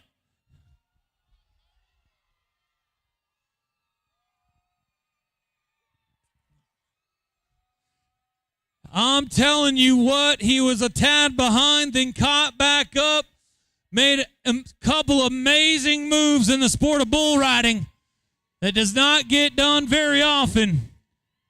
But unfortunately, a no score for Darian Loud. Well, now we got an 85, an 85 and a half, and an 86 and a half at the top of the leaderboard. As we go to the Rayco Builders Buck and Shoots. Cody Hooks from Houston, Texas.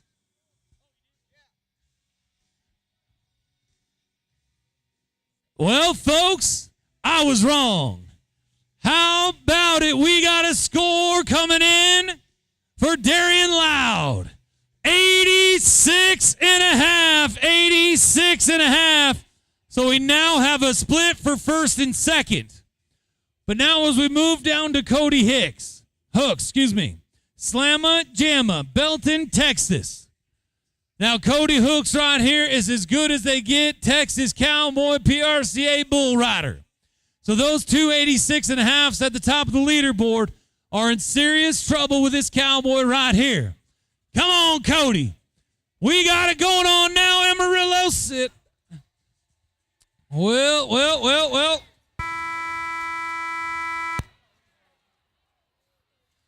Hand stuck in that bull rope. Look at Reese Mitchell, Connor Cazada, Tyler Thiessen. Great job by the 95-7 Armadillo Bullfighters. As Cody Hooks kind of calmed down on the front end of that bucking bull. You can see on this instant replay right here, as he comes down on that front end, his hand's going to roll over in that handle of his bull rope, basically locking his hand in there. Now these bullfighters trying to catch that bull's attention, kind of line him out right there. Reese Mitchell going to climb right into the hole with him. And on the other end, Connor Cazada going to pull the tail. Nicely done, 95-7 Armadillo. Well, going to be a no score for Cody Hooks. Hey, Cody. Yeah, buddy. Hey, dude, I got a special little guy right here. Oh, Come here, yeah. dude. How old today? 6. Today is this young man's 6th birthday. Amarillo, on the count of 3, let's tell him happy birthday. 1, 2, 3. Happy birthday. Just right. No better place to be for your birthday than the USTPA Bull Bash 3. Watching bull riding team pinning Seth Ward concert. I'm telling you what, that's a triple threat right there, as we got an 86 and a half, an 86 and a half, an 85 and a half, and an 85. 1, 2, 3, and 4 at the moment, as we're going to take things down now. This is going to be Caden Loud. Now, Caden Loud jumped out, was 85 and a half to start the bull riding. The Houston, Texas Cowboy is on the back of a Rawson bucking bull. All right, Caden, he already did it once. Might as well do it twice. Pick him up. Pick him up now. Go ahead, Caden Loud. Amarillo, you're watching a bull riding now. I'm telling you, Caden Loud's going to go 2 for 2. And that Red Bull right there flat bucked. Now, when you compare these bucking bulls one from the other, that one was up and down, all kinds of kick, all kinds of buck. It's about to get good in Amarillo, Texas right now, as Caden Loud's gone 2 for 2. Now, remember, folks, this is just one round, one long round. So now Caden Loud's got the opportunity to possibly be sitting second, third, first, and third, wherever the scores may land. But Caden Loud's going to get himself another one. The Chan man from Ross and Bucking Bulls. Well, folks, you knew it was coming. We got ourselves a new leader. 89 points. 89 points for Caden Loud. That bull was ranked now, and Caden Loud got up over the front end and rode him as good as you could.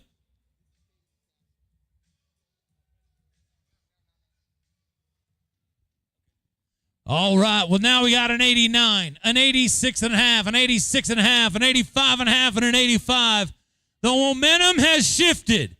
Now, remember, folks, when we took a moment and looked at where we were at, we turned things around, and now look who's coming through the door. The Cubit Hay Company Bucking Chute. Hard and often is your bucking bull. Your bull rider is none other than six-time PBR Finals qualifier, Rubens Barbosa. Now that 89 might be in trouble as this black bull's going to jump out of here right to the right inside Rubens' hand. Now Ruben Barbosa might be as good of a bull rider as anybody in the world at riding bulls into their hand. Here we go. Look out, Amarillo. We got another one going on. Go on, Rubens. Go on, keep riding. Looky here. Amarillo, Texas. Nice work, Rubens Barbosa. That one right there, flat bucked now. Wow. Was not easy to get around the corner. Rubens bared down and kept trying him. Gonna make a qualified ride, folks. How about it for your six-time PBR Finals qualifier? Gonna knock one out here at the USTPA Bull Bash 3. I'll try right there. That was amazing, dude. Oh, man, you don't get much better, much more athletic than Rubens Barbosa, showing you why he has won $1 million in the sport of bull riding. How about an 86 and a quarter? 86 and a quarter. Going to put Rubens Barbosa in the number 4 spot at the moment. 86 and a quarter. So we're 89, 86 and a half, 86 and a half, and now an 86 and a quarter as we roll on down now to Kevin Hernandez. Kevin Hernandez has got the bull bean. Chihuahua, Mexico. TNG Bucking Bulls. Come on now. Got it going on with another great plumber bull. Well, look out. Well, Kevin Hernandez is going to come down off the bull bean from TNG Bucking Bulls. Going to be a no score for Kevin Hernandez. Man, can you believe football season's already here? Oh, man, loving it. Well, kind of loving it. My team ain't doing so well. Who's your team? The Denver Broncos, as sadly as that is. Hey, do you know why Nebraska doesn't have a professional football team? Why is that? Because then Denver would want one too. Dude, I'm a Broncos fan myself, and oh my goodness. Oh, it's been painful. What are you all Houston Texan fans? You all Cowboy fans, Texan fans? Do we have any Dallas Cowboy fans in the house? There they are. There they are. The Robinson's family feed Bucking Chute. Dawson Brenton has got the bull they call Feeling Dangerous. Nothing but Tribe Ranch and Diggers Bucking Bulls. One of the great breeding programs in the United States right now.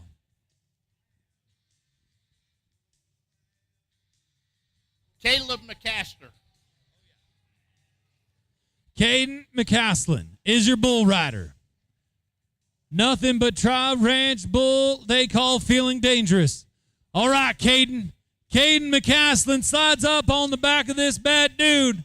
A 90-point ride is what it takes to go to the lead. Look at this. We could get there.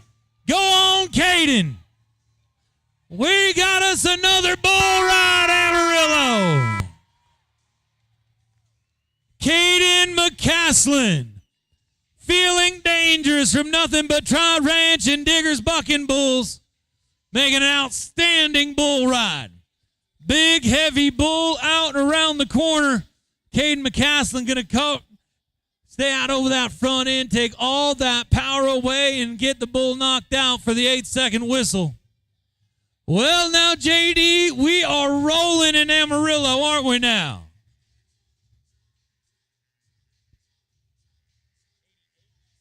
Heck yeah, buddy. How about 88 and a half? 88 and a half to go into the number 2 spot for Caden McCaslin.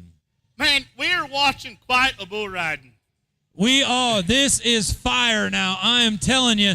And it's not going to slow down, ladies and gentlemen, especially right now with this bull rider. Nathan Hatchell, Castle Rock, Colorado has got himself the Nothing But Try Ranch Diggers Bucking Bull they call Light It Up. Now, Nathan Hatchell right now is about as technically sound of a bull rider that you will ever find and has got all kinds of future ahead of him in the sport of bull riding. Go on, Nathan. Get around the corner now. Big, strong bull. Look at Reese Mitchell. Step right in. He had only about a foot between Nathan Hatchell and that bucking bull, and Reese Mitchell going to insert himself, the 95-7 Armadillo Bullfighters, doing an amazing job, but a no score for Nathan Hatchell as the big white bull from Nothing But Try Ranch Diggers Bucking Bull is going to bring him down.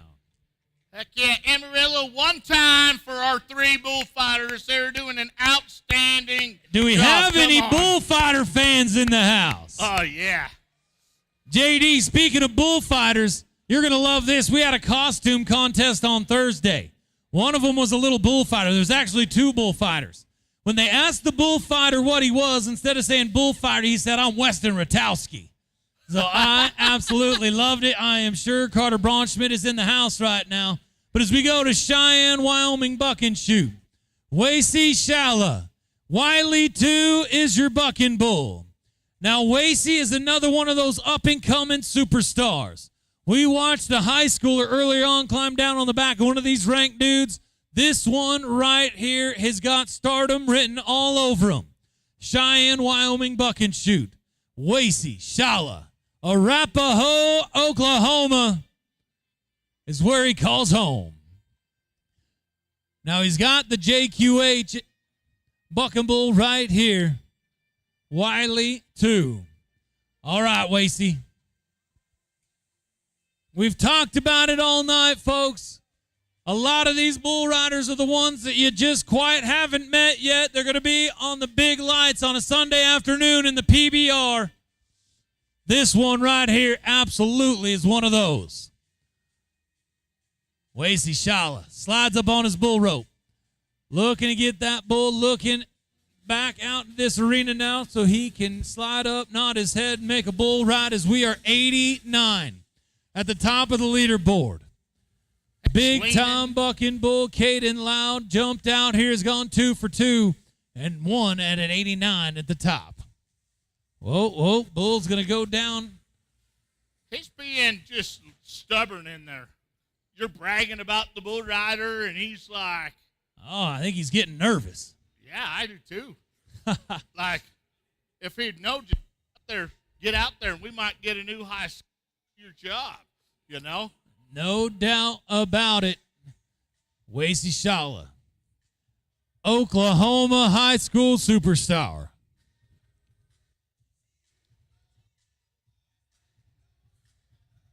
Folks, there is big money on the line, not only in the bull riding, but again in this bull team competition. So these bulls, every single one of them is getting judged by every angle by these 4 judges. Now, as we are just days away from the ABBI World Finals in Las Vegas and the PBR Team Series World Finals right next weekend, the bull riding world is on the highest stage. And right here in Amarillo, Texas, there is a lot of these guys getting tuned up and ready to roll. Now, Wasey Shala, Wiley 2 is your bucking bull. As you can see right now, this cowboy's got a flank rope just kind of rubbing that bull on his neck right there. Now, you can see how perfectly that is working right now. As that bull, not only is he just kind of paying attention to that rope, what are you doing now? We've got him cleaning out of there. Come on, Wasey. Well, the big bull right there from JQH has got one big-time well on him. And Wasey Shala See? can come down be a no score. Looking all tough in the chute, just all tough. Come out, did his job. He's like, I'm going to go home. Yep, come back, do it again. You will see that young man in the future. I promise you that. Remember the name Wasey Shala. Hey, Cody, I believe a lot of these stock contractors are leaving from here and will go straight to Las Vegas. Straight to Vegas. Not just the bull riders, but the bulls too, the contractors for sure. Now, Tyler Cochran from Lyman, Colorado. He's got the bull taking chances from Freehoff Bucking Bulls. Now, this Tyler Cochran is as good and tough of a gritty as a bull rider as you'll find. Get your feet down, Tyler. Heads up, heads up. Well, the brindle from Freehoff Bucking Bulls is going to bring Tyler down. Was tracking that bull right there. You could see his feet kind of float up on him a little bit, and Tyler Cochran going to be a no score, but a great bull right there for Freehoff Bucking Bulls and taking chances. Ladies and gentlemen, I'm telling you, the Boot Barn represents over 600 different Western sporting events across the country in any given year. And you've got one of the best Boot Barn locations there is right here in Amarillo, Texas. So for your next purchase, make sure to get down I-40 and go to the Boot Barn. Now here's Hunter Boydston. Live fire. Oh, Hunter. Another great young man right there with all kinds of ability and a big-time future ahead of him. Yeah. And the live fire from Freehoff Bucking Bull is going to blow his feet. He's going to click his heels. Unfortunately, a no score for Hunter Boydston. I was going to brag on that kid. I was at a bull riding last weekend, and he won the deal on a Freehoff bull. I'm telling you, Hunter has become one of the most consistent bull riders going down the road there is. But going to be a no score here tonight in Amarillo. Yeah, that's the thing about the sport of bull riding. You want to get humbled quickly. It'll happen in a moment's notice here in bull riding. As these ranked bulls right now can be awfully hard to twist. There is a lot of them. Amarillo, how are you liking your bull riding so far? We've talked about going 90 multiple times. We were as close as you could come with an 89 in Caden Loud. Let's do it. Turn it around right now. And this is a guy that can definitely get that done. Dante Eldridge. Sulphur, Louisiana has got the Rawson Bucking Bull. They call Gangster's Assassin. Dalton Eldridge. Louisiana Cowboy. 89 is what we're looking to chase down. We also got an 88.5 from Caden McCaslin. We're 89, 88.5, 86.5, 86.5, 85.5, 85. I'm telling you what, Amarillo, you're watching a great bull riding right here at the Tri-State Fair Arena. Come on now. Dante Eldridge and the Gangster's Assassin. As we're coming down to the last handful of bull riders, team pinners, be ready. Team pinners, be ready. Start getting it on your mind. We are just about to team pitting time. All right, Dante. Dante Eldridge, the Gangster's Assassin. Looking at B90 on a Halloween weekend in Amarillo, Texas. Look at this. Come on, Dante. Get around there.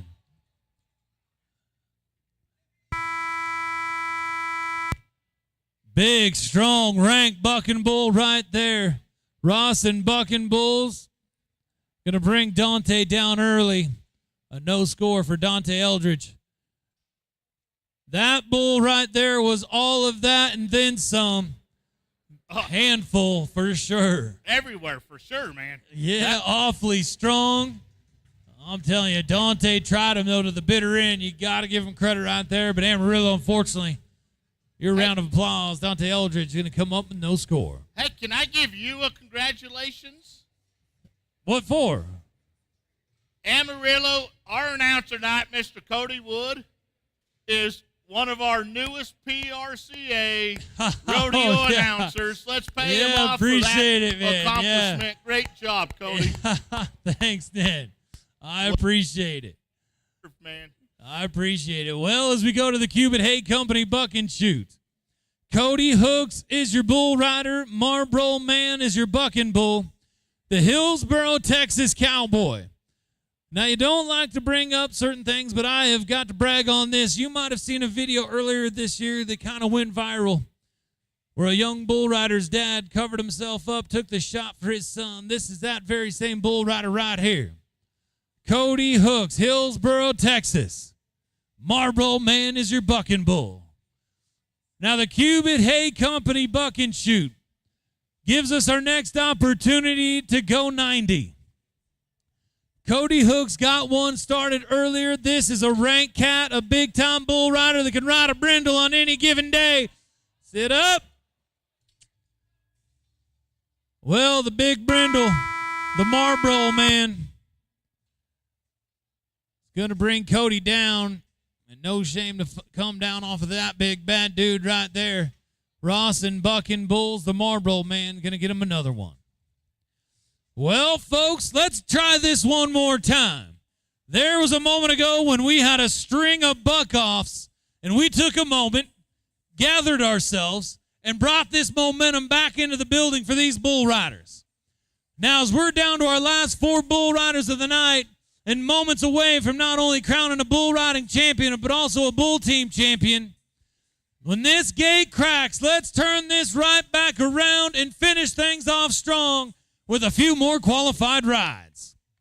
And if anybody can get it done, it's this man right here, Leonardo Lima. Originally from Brazil, now calls Decatur, Texas home. Has got the bull good googly moogly. Now, Leonardo Lima was 89 points in Fort Worth, Texas to win the USTPA Bull Bash 2. Come on. Can he win USTPA Bull Bash 3?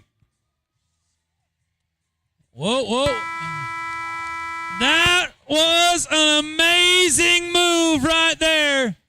Leonardo Lima showing you exactly how talented of a bull rider he is. I'm telling you, that bull kind of lulled him back to the back end, got a little bit behind him, kicked loose right back in the center of him. How about it, Amarillo? Leonardo Lima's got another one on the board.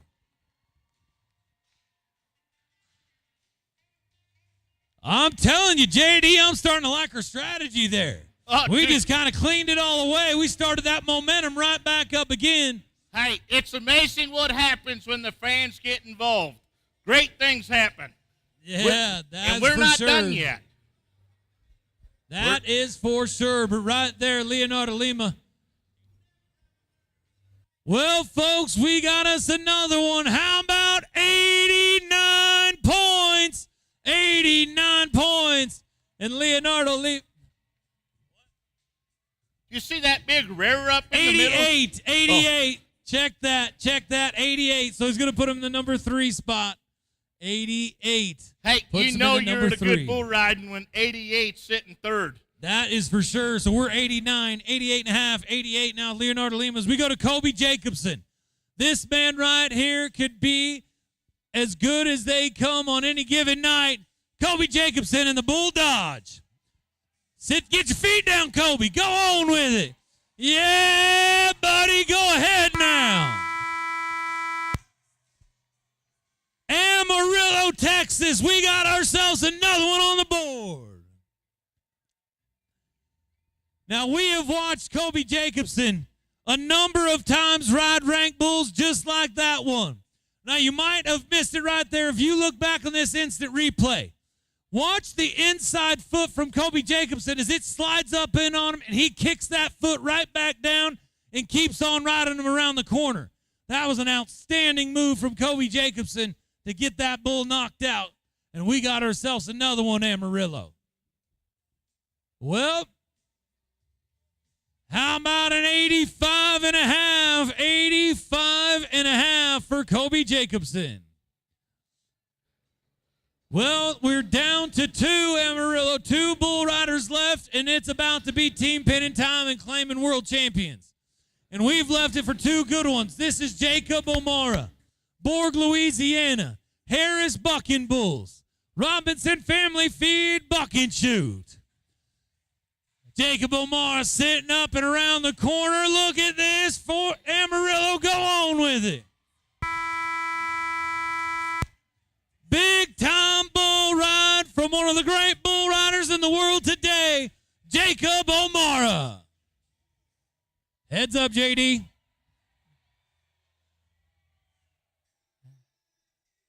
All right, you're clear. You're clear. Man, Jacob O'Mara sitting up around the corner, getting tapped off, making another great bull ride. Outstanding job.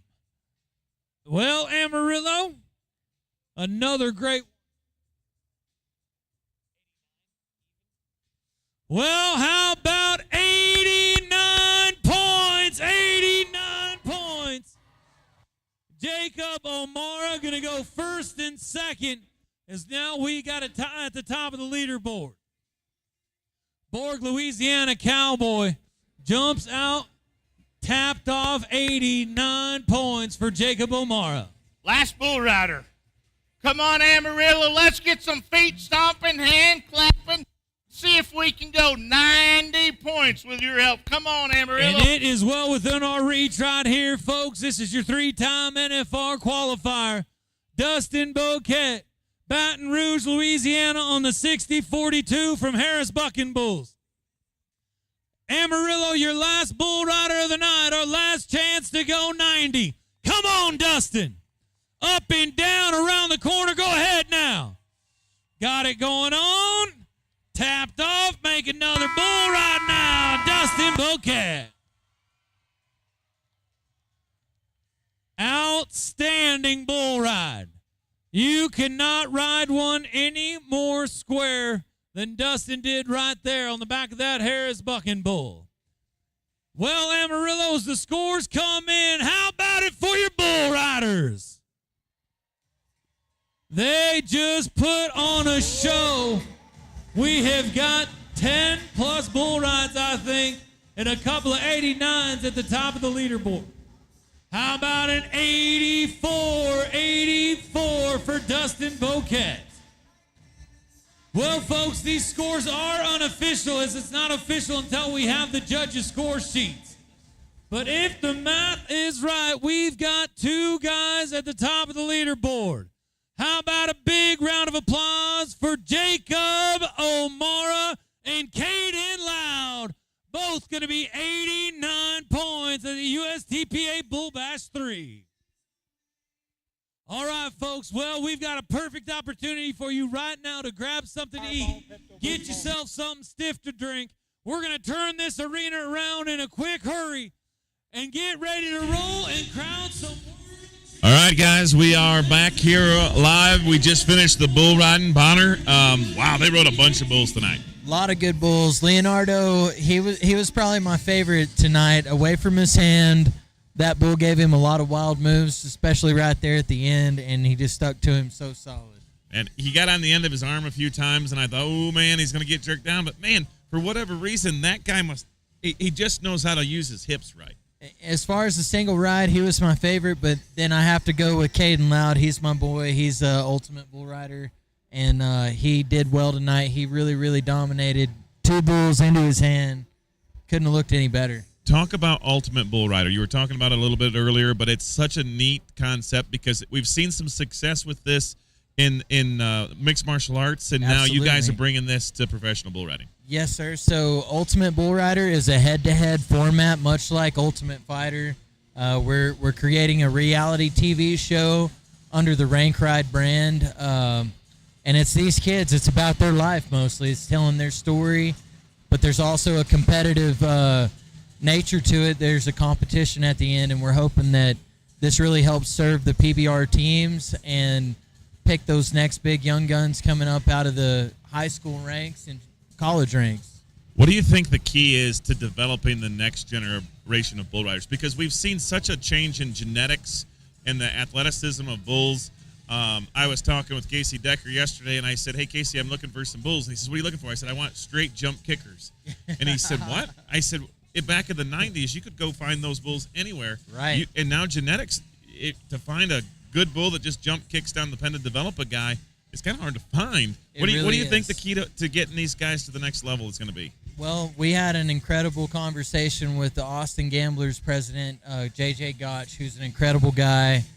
We had a great meeting with him this last week, and he said that exact same thing. It's the bull power keeps getting ramped up every year, but the guys are not being taken care of. getting coached as much, and that comes full circle back around to Ultimate Bull Rider and what we're doing to try to help these guys and not only make better athletes, but we're trying to help develop better young men, better for life, better for business, have that long-term business plan after they're done riding and be able to know how to handle the money that they're winning. I wish I'd have had that same training when I was that age and would have had a lot more mentorship in that direction. Absolutely.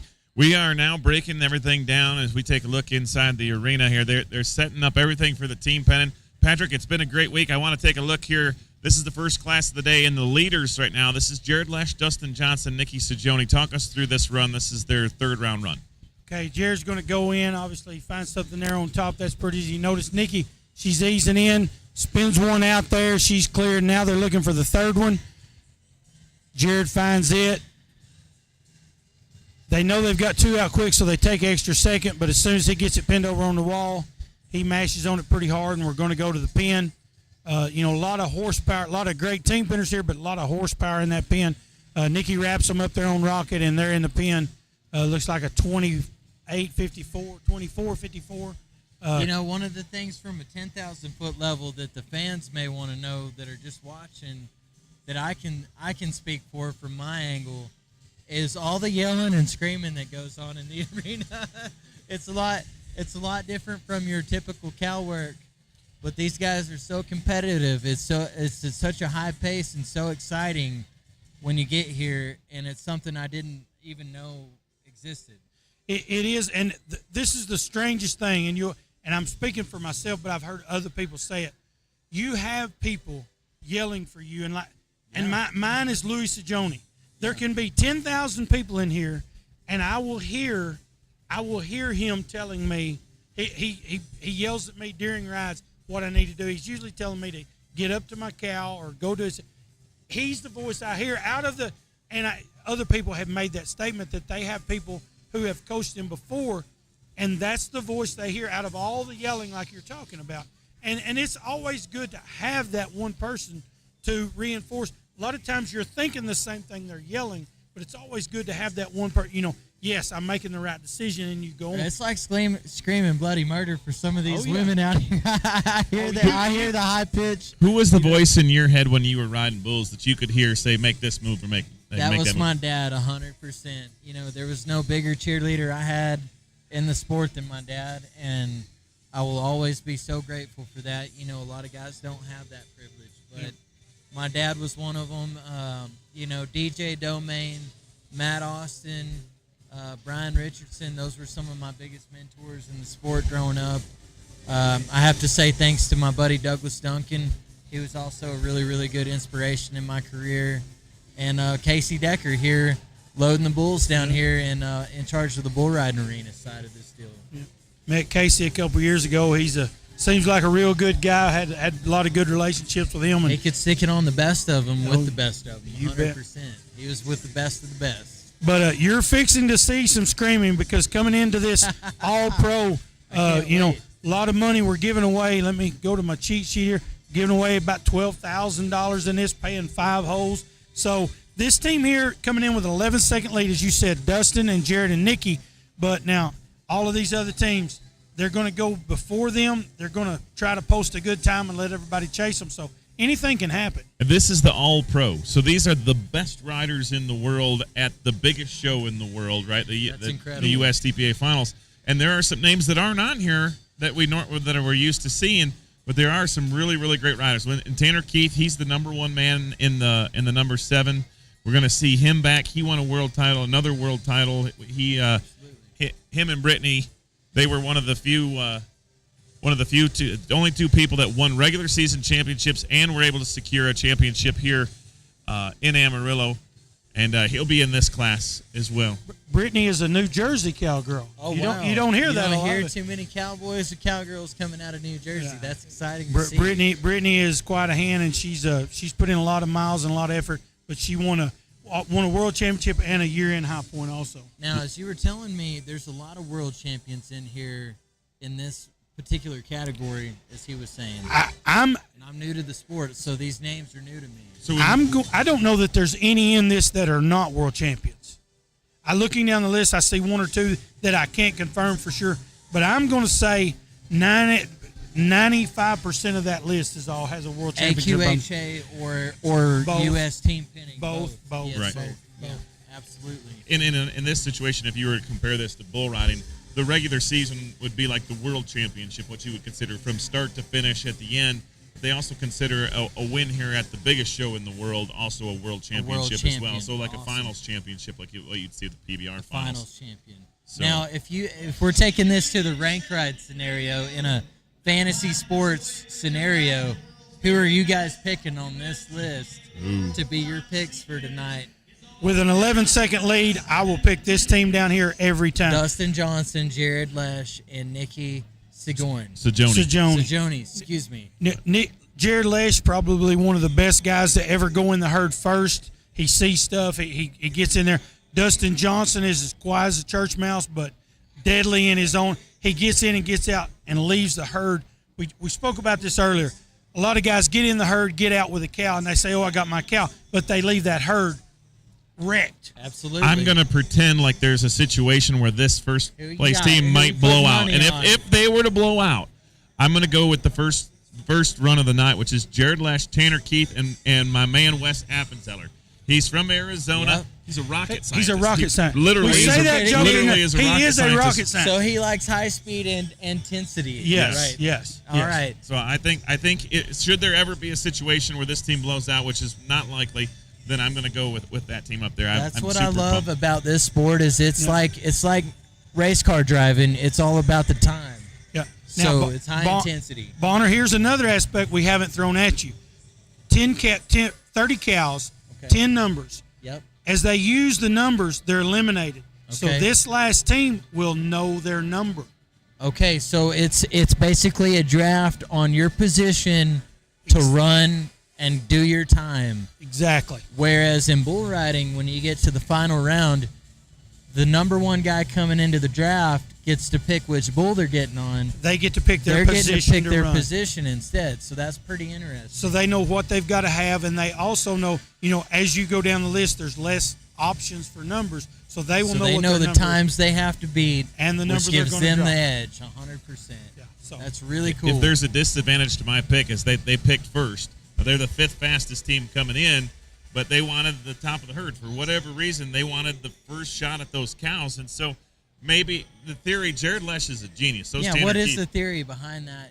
I think he thinks maybe the environment is going to affect these cows, and being that first team out, maybe he can get the advantage. I don't know. I would love to be inside his head right now. Believe it or not, this is kind of the pros and cons.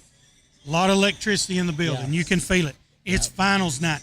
Believe it or finals not, night. that herd of On a cattle, Saturday night in Amarillo, Texas. There you go.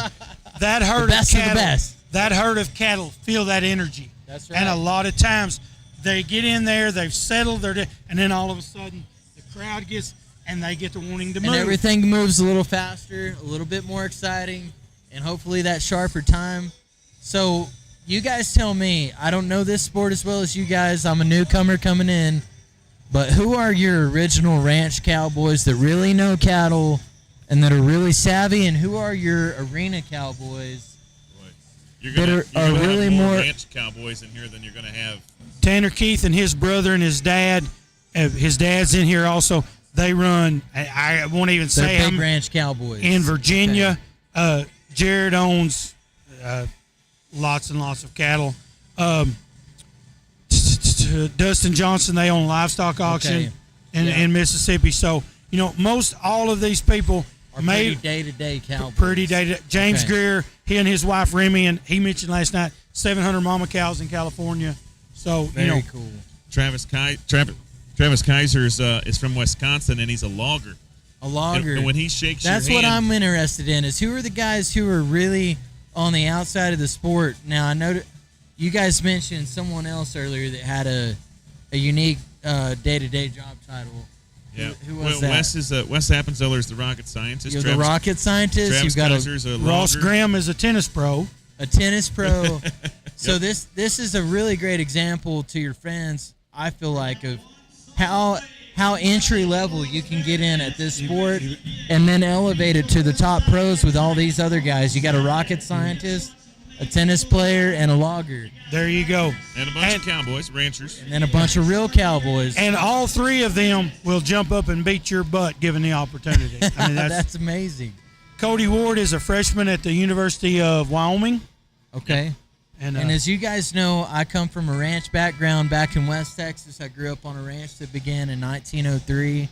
And day-to-day ranching was really my background before becoming a bull rider even. But this arena sport is the closest thing you can really get to a traditional cattle drive on the ranch or back in the 1800s, early 1900s. This has been taken to a sporting level here in the arena, and it's so exciting to see how much money's up for grabs for these guys tonight. You know, and there's a lot to be said about the horses in this sport because they've got to be able to rein very well. They got to be able to read a cow. Know your horse, read the cow. And they got to be able to come off that cow. And that's a hard thing because, again, we talked like genetics in the bucking bulls. The genetics in these horses, a lot of times, long genetics in the horses. They get locked on a cow, and that's not necessarily a good thing in this sport. When I started in this sport, I won't say how many years ago, we were going to the cutters, and we were asking for your turnback horses, your horses who may have blown up. You know, that's right. Well, we were asking for the stuff that they were kind of wanting to get rid of. Now you go and ask, hey, what's winning? Yeah. What is the best you have? That's right. What's won the most money? Yeah. And that's What's hot right that's now. how it has evolved in the horsepower. In bull riding, we call that the hot man. There you go. There you go. Who's the hot horse at the time? What are the hot genetics? It's the same way in the futurity industry with ABVI bucking bulls. Yep. We're big partners with them. It's the same thing with the bulls. What's hot? What's the top breeding bull at the time? What's the top stud with the horses? Later on, we will have our elite finals, which is our kind of our monarch class. You know, the one we put out there. It has its own finals. Last year it was in Amarillo, and we had an ABBI event there along with it. Along with the futurity. Yep. Right on. As they're about finishing up, give us a little bit of information on Rank Ride Store. Rank Ride Store is where you can go and find our merch with Rank Ride Fantasy. We've got some really cool stuff in there. We've had some great designers come in that I think have a really good niche in the industry, and it's really been good for us. Yeah. And this is from an international model, so he knows a little bit about design. Yeah. So any of you cowgirls, cowboys out there looking to sharpen up your closet, we've got some cool merch in the store, rankridestore.com. Go check it out. We're going to go live inside the arena right now. Yourself a little bull riding action, see if you're as good as Jacob O'Mara or Caden Loud. We're coming right down here to the USTPA World Finals Arena in about 35 seconds.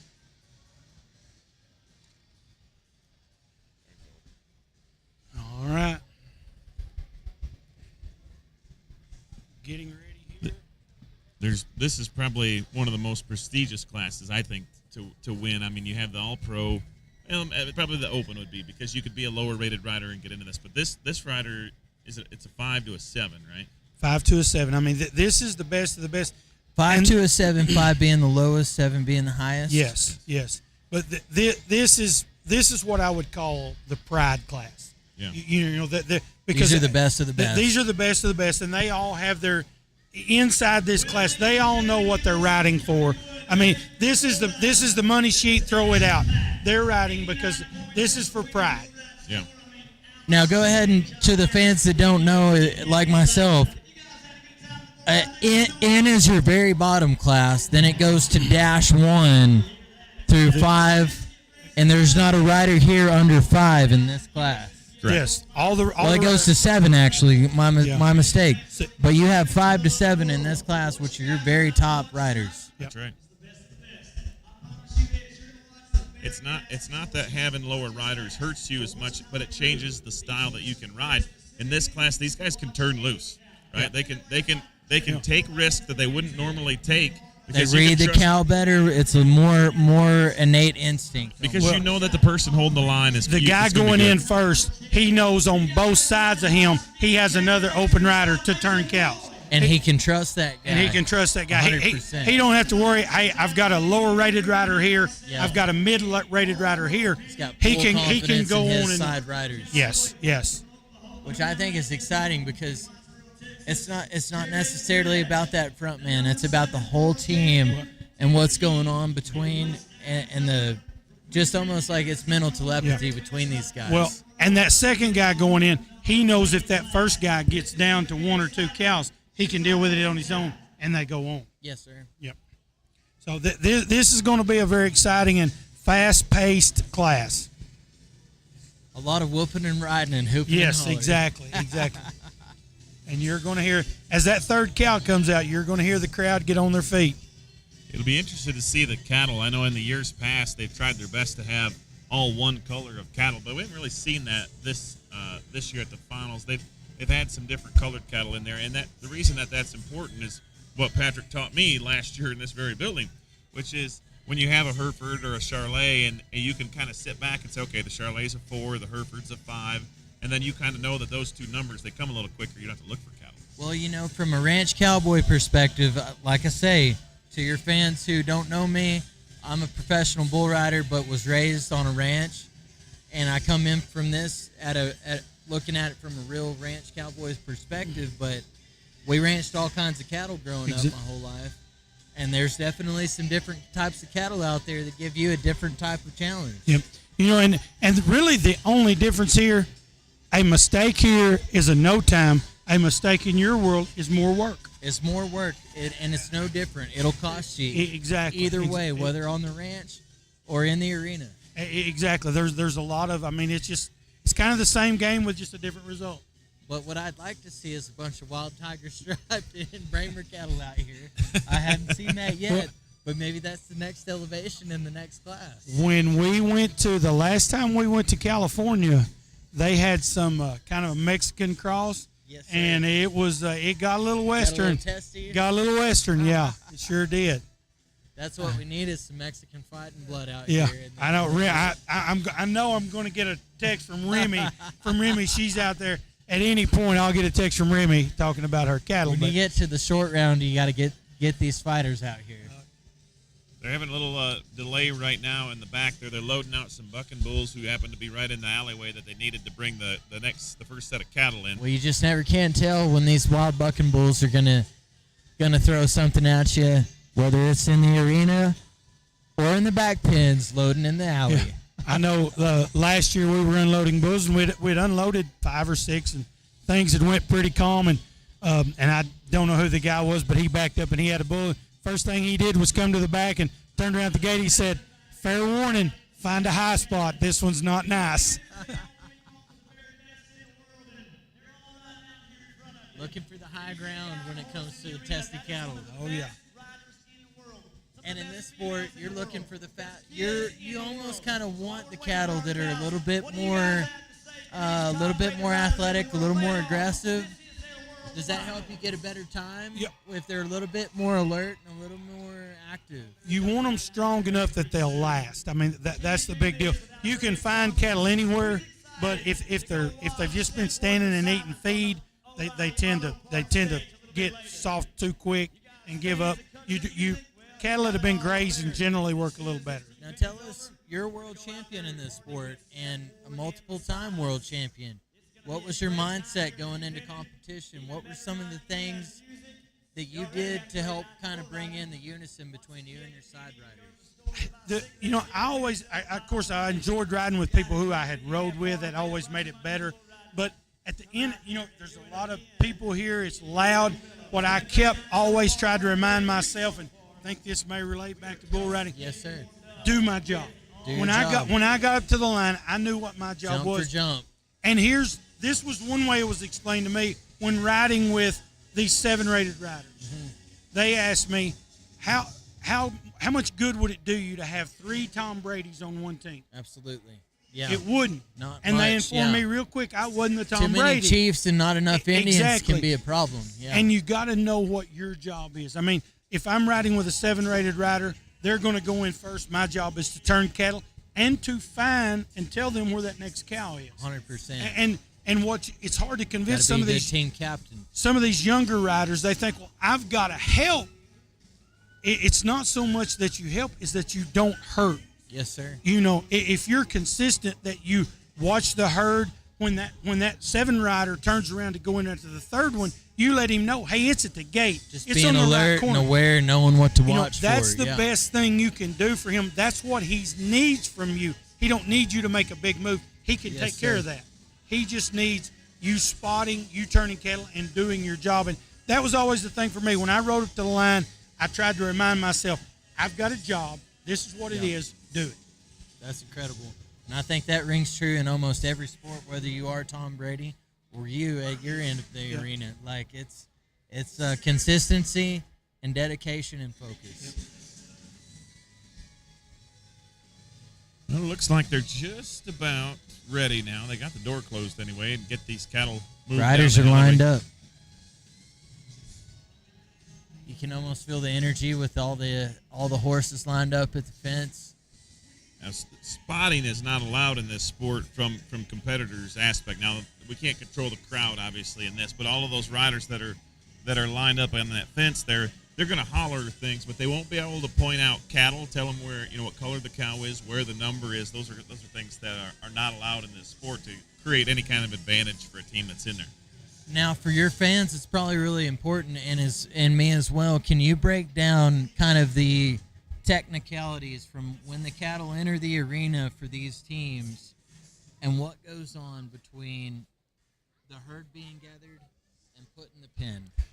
When the cattle come in, they will put them on that end, and there'll be 2 guys that we call settlers. And what they do is they're just basically going to put them in the center of the pen. We want everyone to have the same chance. Yes, sir.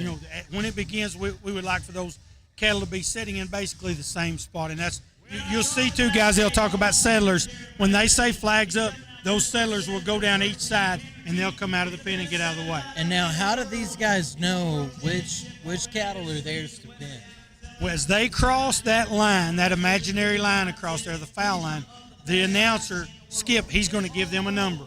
And they have to get the three ones or twos or whatever.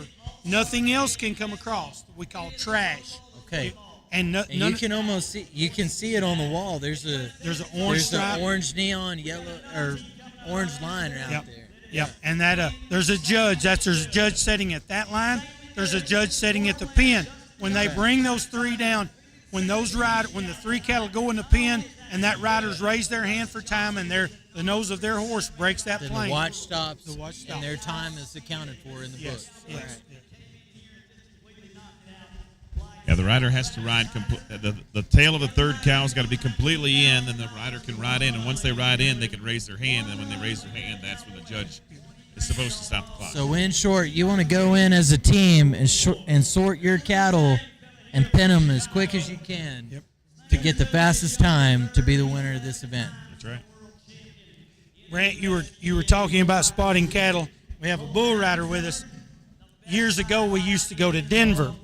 Around in January at the stock show, and we would pin. Our finals would be during the PBR as one of the intermissions, and those bull riders would be sitting on the bucking chute. And you're not supposed to have spotting, I said, from the crowd. But those bull riders, when they would call a number, they'd go, "He's right here, he's right here," and it was always funny that they would be sitting there watching. But that was a good show. That was a good time there in Denver at the Western Stock Show. Taking it back to the root of the sport for bull riding, it all comes down to regular ranch life, which is day-to-day cow working on the ranch, gathering cattle, weaning calves, sorting through calves, and finding your best bull calves and best heifer calves that you're going to breed and carry on and raise up throughout your herd to have the best bloodlines and genetics, just like in the equestrian side of it. So what I love about this sport is you're kind of getting to see, in this format with U.S. team pinning and the bull riding combination, you're getting to see the roots of the sport, which takes it back kind of to the fabric of the nation and what we're about as a country, the frontiersman spirit and the way of the West, being able to gather cattle and farm and produce beef, right? And this is the beef industry. And this is how we've provided for centuries. Yep. And you get to see it kind of from traditional roots perspective to the most modern day sporting, extreme sport end of it in the arena, which is really, really nice. I'm seeing a gate get open. I'm hoping that means we've got cattle coming. It's looking like we got riders riding out in the arena right now, getting set up and prepped. Cattle are about to be unloaded off the trailer, and all the riders are standing by. Talking about really interesting characters in our sport. The guy on the Pinto horse there, his name's Giovanni Castillo. Beautiful horse he's riding on right He is from Miami, Florida, and he puts on team penning and ranch sorting shows in Miami. Excellent. And it is one of the best times. I can only imagine. He's got some fun stories. I'm a fan of Miami myself. Next time you guys are having one in Miami, you let me know. All right. I'll be down. Kick the feet up on the beach. Okay, we got cattle coming in the arena, all tagged out, numbered out, and the handlers look like they're getting set up. Now, our first team is waiting to enter the arena, correct? No, they're in there. They're in there. This is our first team. Jared Lesh, Tanner Keith, and Wes Appenzell are in there. They're coming in with a 135.42 on 12. They're about 14 seconds out of the lead. This is the team that I was told you that I'm picking. They're on the high end of this deal. Yeah, but They I'm want picking it this first on the go at thought that this. maybe this doesn't happen in the last position. Okay. If the leaders, Dustin and Jared and Nikki, for some reason should blow out, I think this is the team that could potentially win this. I mean, all of them can potentially win it, but it's hard to argue about any one of these teams. They're all the best. I mean, We've it's got like, it'd kind be of like a high-end dream team for this final round. It's all world champions. All right, their number 7. Jared's got something spotted on the left. Notice Tanner Keith was already in there before Jared ever got out. All right, we got 2 out quick. Jared's going to turn that. Wes, he's looking for the 3rd one. You see that outside guy really kind of watching. He's got him.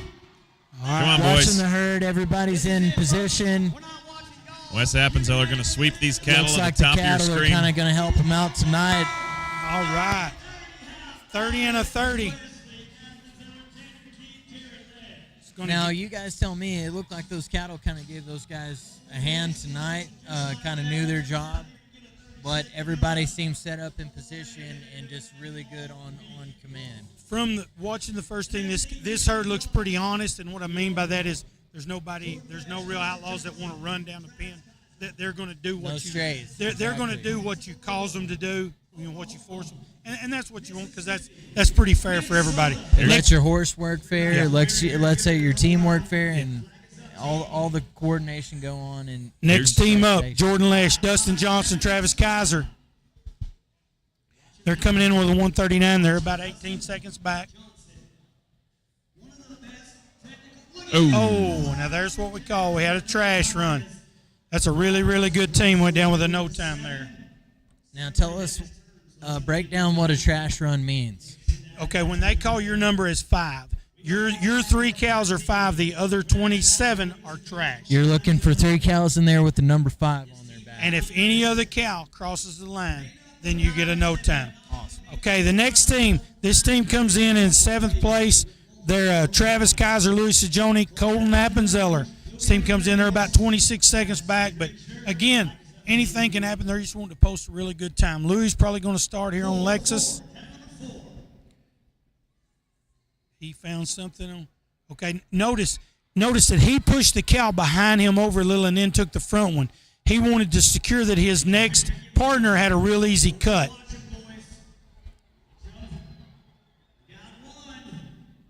Outrider doing a good job Yeah, keeping here we go. everything collected. They got them collected. Everybody's got their number. Oh, Kaiser. Okay. Oh, and looks like a gap got left open, and they all scattered. Yeah. A little bit confusion among the team. Let's see what they can salvage. Here we go. Rider in the green going around. Travis, he's from Wisconsin. And once you get a cow like this that just is looking for anywhere but that pen, it gets really difficult to work. Yeah, and go back to bull rat. When things start smooth, they tend to stay smooth. When they start out with a bad lick, it's hard to recover. No, and you're exactly right. From the ranch side of things, when you're pinning cattle and everything starts to scatter, it's like trying to pin a herd of cats or a cubby of quail. Yeah.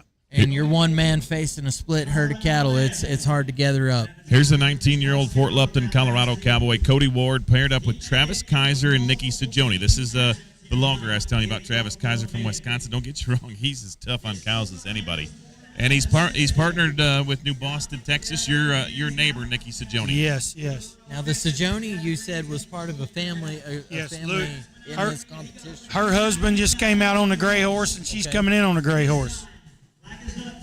Beautiful equine power beneath these cowboys and cowgirls tonight. Nikki goes in. She spins the 2 off the top. About as good as you can do it right there. Got 1 of 3 picked out of the herd right now. They're having a little bit of trouble getting that third out. Cody, he's trying to get it on the fence where he can drive. Yeah, perfect cut right there. There you go. Outriders doing the job. Everybody's coming around the corner. Yeah. Travis there, he wanted to stay up with Perfect Nikki. position with the team. Great job. Nice, smooth run for this team. Is that going to move them into the top spot? We're going to find out here. Second, he said. Nope. Yep, sure is. Yep, that'll move them into second place with a 187. So, when you look at Jared, Tanner, and Wesley, they've got a pretty good lead right now, a little about 22 seconds. Now, they look like they really had a lot of good team communication going on there, even though the herd wasn't working for them exactly. We saw Tanner Keith. Cuts. He was a world champion. Here's his father, Larry Keith, partnered with Ross Graham and California's James Greer. You know, here in this pen, we've got California, Illinois, and Virginia. That's a quick first cow out. Ross is looking for the second one. All right. Got number two out of the herd. James has the third one spotted. They're having a little bit of trouble getting this third cow. A little bit sticky. All right, here we go. Okay, here we go. Let's see if the team can come together.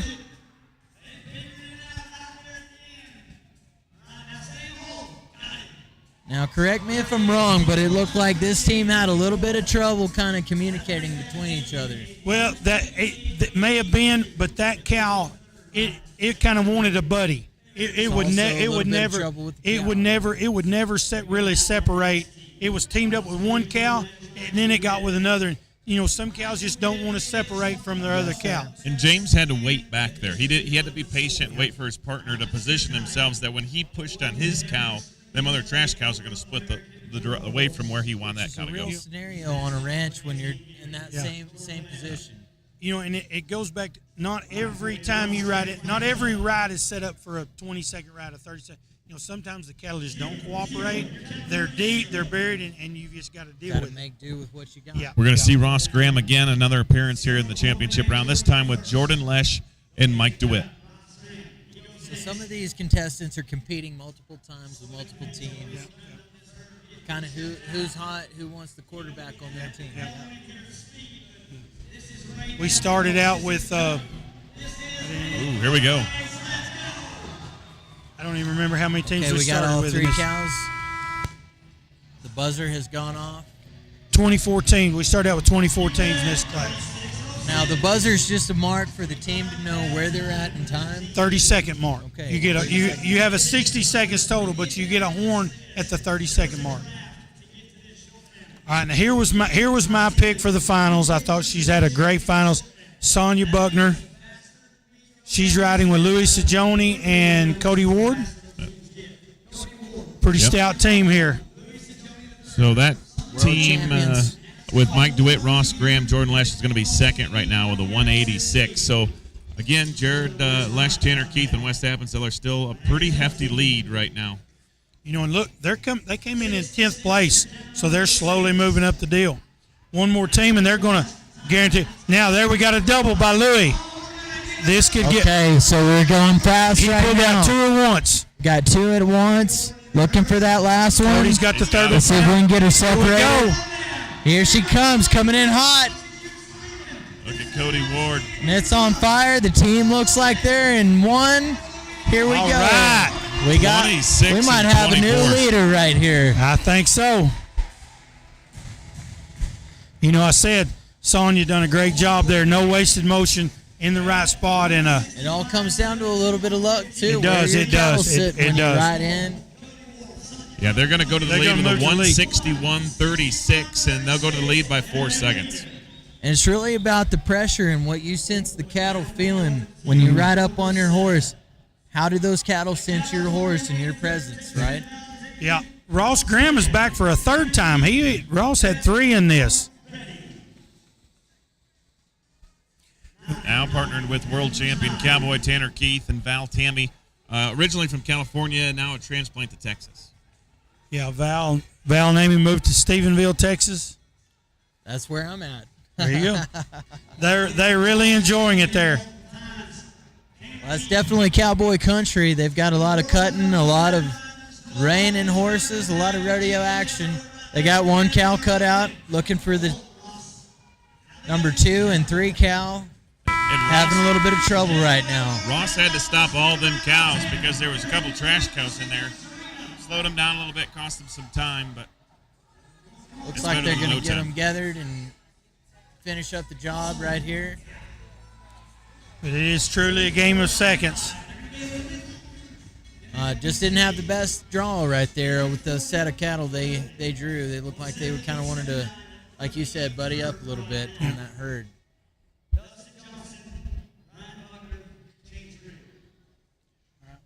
And then there was 2. Coming down to the final 2. This team comes in 11 seconds out of the lead. So, you know, if they can post a fast time, they can put a little pressure on that final team. Now, one of you guys picked the last team coming up. I picked them for the fantasy pick of I the did. It wouldn't have been worth a lot of points. I mean, they had an 11-second lead coming in, but it's probably a good pick. It's kind of like wouldn't betting necessarily be the dark horse. We wouldn't be gaining the most maximum bonus points. It's kind of like betting on Santa Claus to show up in December, but hey, that's right. It's a good bet. That's right. It's that cherry pick of the lineup for sure. See, that cow there just wanted to roll and push, and it's hard to kind of got to break off those cattle and give them a little room. Now, did we just have a rider turn a cow back that was part of the herd that they needed to get in? I was about to say, that's not something you see can often. see in that deal, James Greer doesn't have to slow down doing what he's doing because he can trust that Dustin Johnson and Brian Buckner are going to be able to turn them cows as they're coming through there. And because he doesn't have to check up, you can make up some time. Now, it's not working there in this situation, but ideally that's what happens.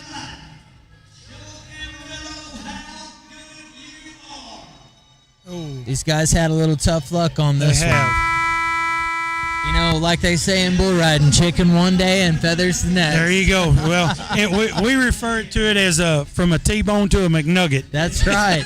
I guess if you guys are going to force me, you want to. Sometimes you're the pigeon and sometimes you're the statue. That's exactly right. All right. Just another day at the office. Here is the team that comes in the lead, and yes, I picked them to win not because they have a 11-second lead, because I think they're one of the best teams in the field. Yes, I agree. I just didn't want to copy you and pick them. Okay. But my team that picked, they're sitting in second. So. See, Jared knows his number. He saw an 8 there on top. So are you winning this fantasy right now? Well, it depends on how many points I'd get if my pick was second place. Jared just got bailed out by Dustin Johnson. Jared just got bailed out by DJ. Okay, we've got a good 3 cows gathered right here. Quick off the bat. If they close in, they might have a chance. This is all but done now. Woo! And we've got a hat throw, boys. It looks like they know they've done something. I don't think anybody can touch them there. No. What's in the lead? 161. They're going to take home around $4,000 for that win. Hats off to these Cowboys tonight. Pure domination across the board, looks like. Yeah, Jared's going to owe DJ a drink over that one, though, because DJ saved his bacon.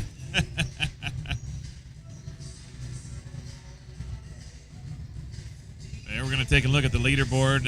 As you can see on the big screen, Dustin Johnson, Jared Lesh, Nikki Sajoni, your winners. Cody Ward, Sonia Buckner, and Louis Sajoni going to be second. Jared Lesh, Tanner Keith, and Wes Appenzeller wrapping up the top three. Great action tonight. Lots of fun watching. Yep.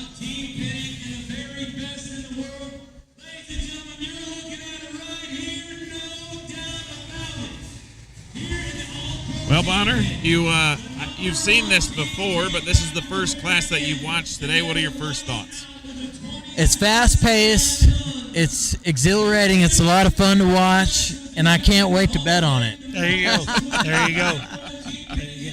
You guys keep looking out for rankride.com and go to @rankride ranch on Instagram and keep up with all the updates. Sounds good. Hey, it's been a pleasure to have you in the booth. Yes, sir. As always, come back anytime. Thank you guys for having me. Thanks, Bonner. Yes, sir. Thank you, Brent.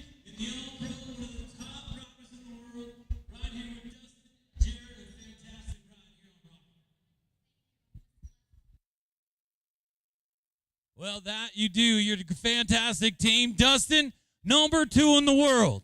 One of the greatest horsemen we've got. And right here with Jared and Nikki, you won the Open Handicap earlier this week. This is gold buckle number 2 for you this week.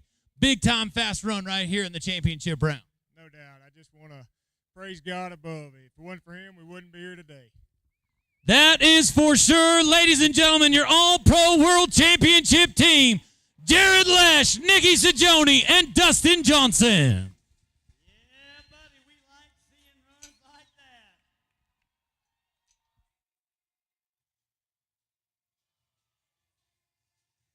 If you weren't a Team Pennon fan, I bet you are now. Goodness gracious, that run was wild. So much fun to watch. They've been doing that all week. I know it's impressive to see, but you cannot get any better than that in the All-Pro Team Pennon. You want to talk about competitive? Put a bunch of guys who think they're the best and put them on one team. Holy moly. Well, we're going to switch gears. How many kids are in the house tonight? Make some noise. How many parents are not going to get any sleep tomorrow because the kid's going to get up early no matter what time they go to bed? Make some noise. I hear you.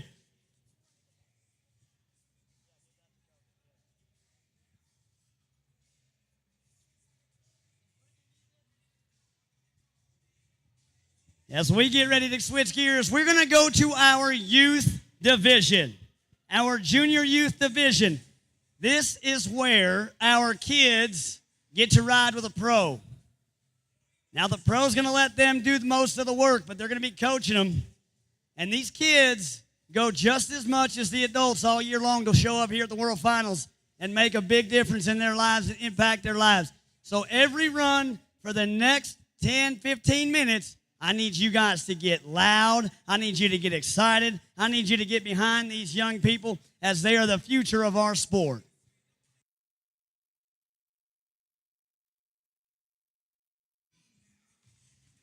We're going to bring a new set of cattle in the arena.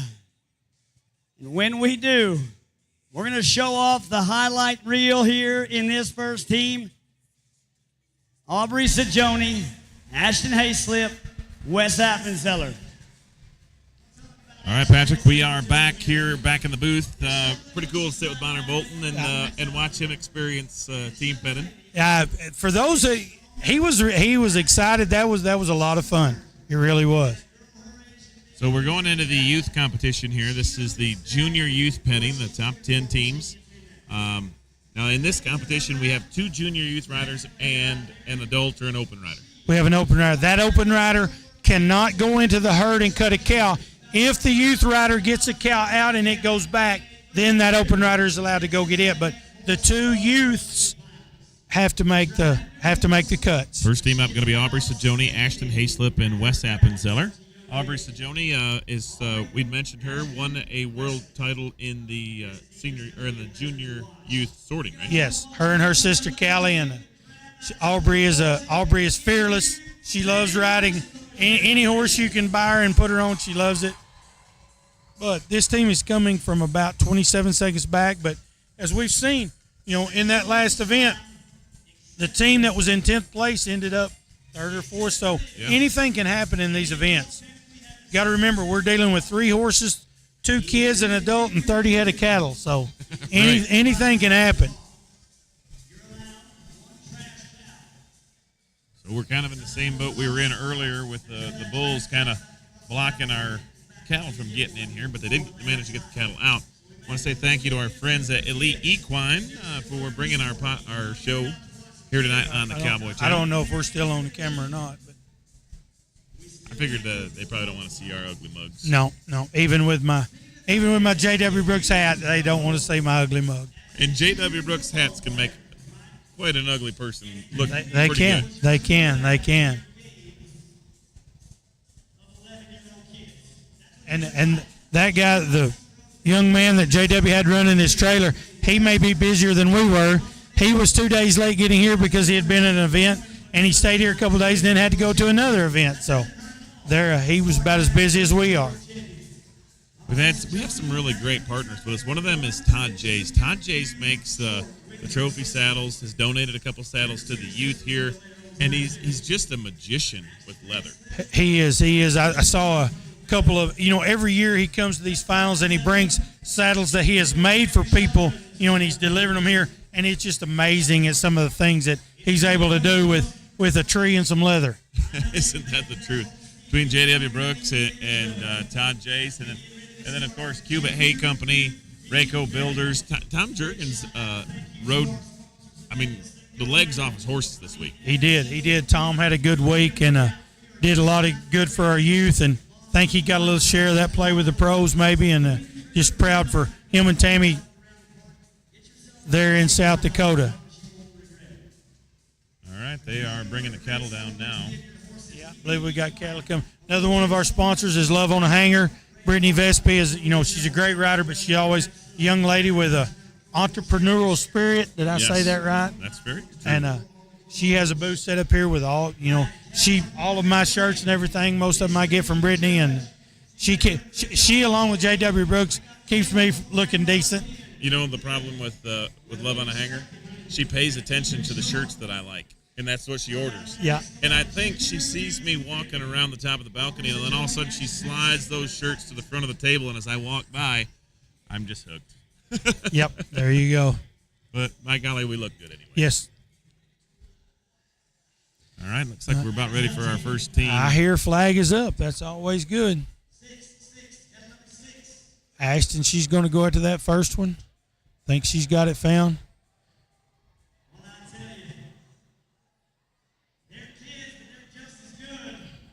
Aubrey, she's found her one.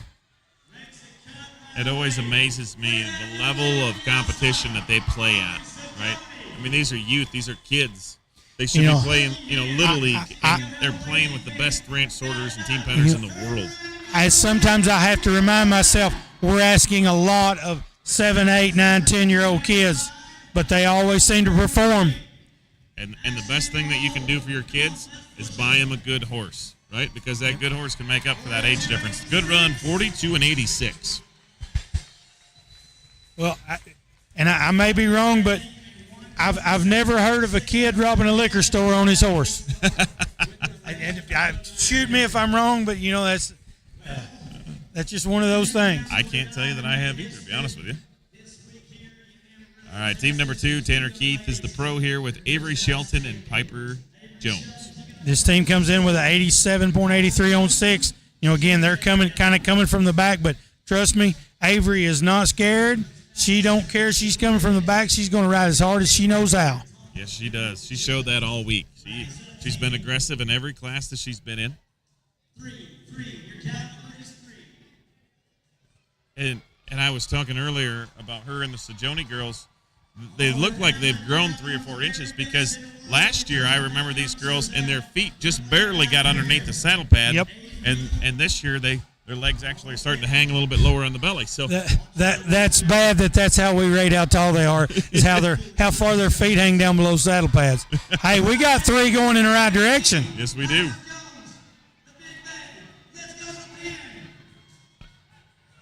Come on, Avery. She's going to run the sweep position. Piper Jones turns the cows. Nice job. It's going to be close. Well, this is going to be close. 126. They'll go to the lead by 1 second. Next team coming in, Aubrey Sajoni is back in the pen with Avery Shelton's going to stay in the pen with Brian Buckner. This team's coming in with about 25 seconds back, but hey, they can put one of those 30-second runs together. Who knows? This computer wasn't very kind to Avery Shelton because she's going to be back-to-back, and then she's got one more ride in position 5. So yeah, she's going to ride 3 times in the first 5. It's a good thing that her horse is only packing around about 60 pounds. No kidding. And that's if she's soaking wet with 2 coats on. Right. All right, Brian, Aubrey, and Avery.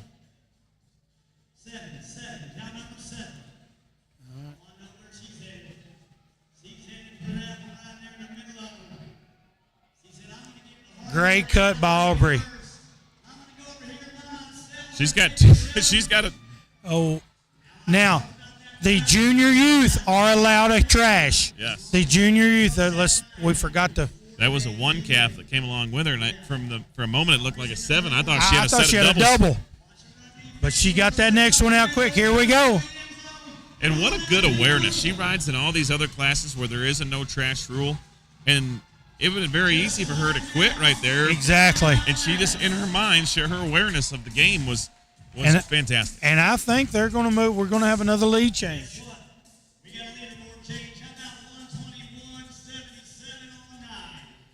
Yep. All right. Here's Callie Brookshire, Jaden Rondy, Mason Frost. The final run that Callie Brookshire will make.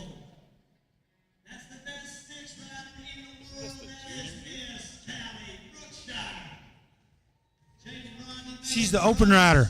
She's open. That threw me off too. She's the open rider. Okay. Yeah, we had to look at that pretty hard there. Callie Brookshire's the open rider. Jaden Rondy, Mason Frost. Here's young Jaden Rondy. He's a second-generation penner as well. His parents, Jim and Rochelle, lived in Michigan, moved to Texas. This young man's a very good football player as well. And started out as a bull rider. I think his mama backed that off a little bit. But yeah, she didn't like that. Yeah. Hey, here we go. We got 3 out.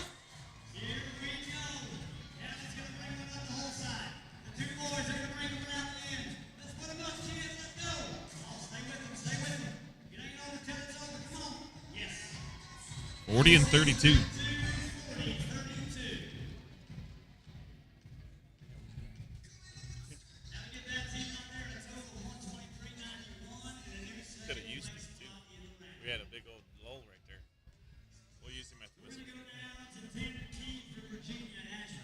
Brian Buckner, Aubrey Sajoni, Avery Shelton. They're in the lead at a 121. Next team coming in. Avery Shelton, Jaden Rondy, and Travis Robertson. Jaden Rondy is back-to-back. Jaden's got 4 in this. Yep, he sure does. 4 runs in the junior youth finale. Mom Rochelle switches horses for him.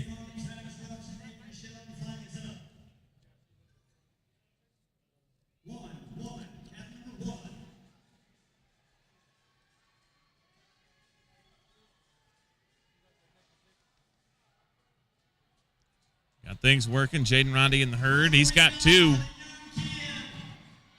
Oh, and Avery comes out with a third one. Look at this. We're at 18 seconds. This could be very, very fast. Go on. Come on, Jaden. Sweep them, Tommy. Travis, pick it up. There we go. That worked. Keep pushing, Jaden. One little sticky calf. 38 and 26.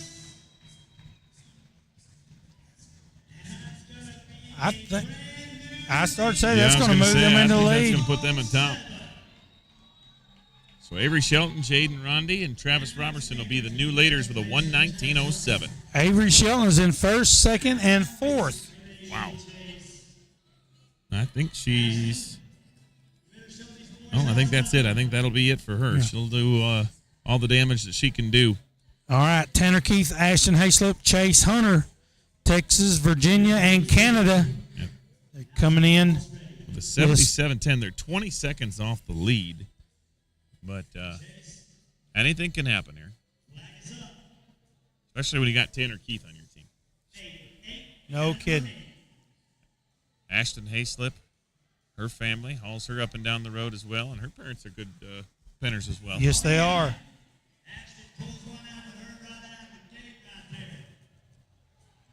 Chase having a little trouble. That Charlotte wanted to double back on him.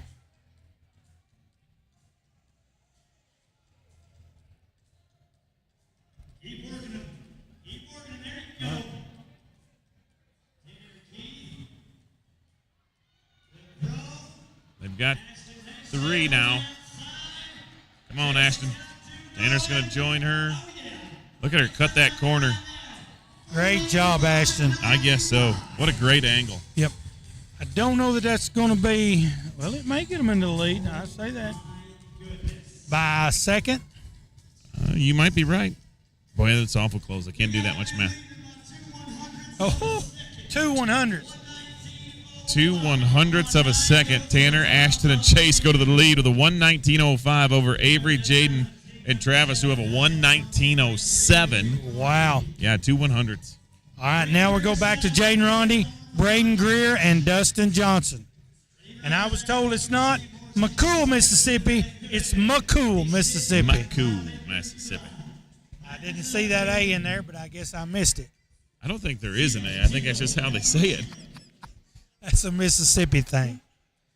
All right, Jaden Rondy in there quick. Look at Braden. He's in there quick. Braden Greer from California. His mom, Remy, watching Rondy right now. back in. All right. Hey, here we go. This may be. Here we go. Proud 3 mama out. in California Get cheering outside, on Braden. right now. Get We outside, can hear. Braden. Go on. Go on, Braden.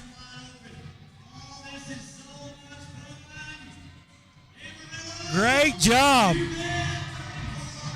34:09. I guarantee you Remy has just jumped off the couch.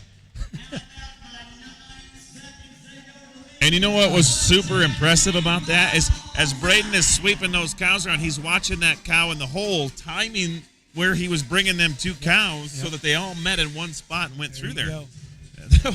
I mean, that's impressive. That is far beyond his years. Yep. All right, next team up, Jaden Rondy. He's got to get back in line. Piper Jones, Jaden Rondy, and Luis Sajoni. Now this team's only 13 seconds out of the lead. They need a 40 to move into the lead. Jaden Rondy's sitting 1st, 3rd, and 5th right now. And could very easily be 1st, 2nd, 4th, and 6th. Yeah, when it's done. Over.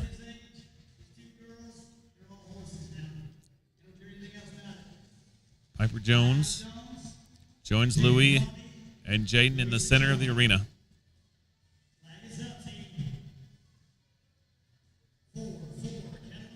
All right, Jaden hit him like he knew he had something.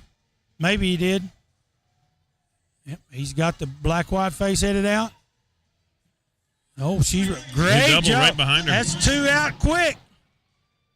Piper sweeps that one out of the corner. Jaden in the middle of the herd. Doesn't seem to be disrupted. Pops him right out clean. Here Way we to go. be. They not only want to take the lead, they want to take it in a big way. 10 seconds. Now Louis going to Louis. sweep him. Get Go big. roll.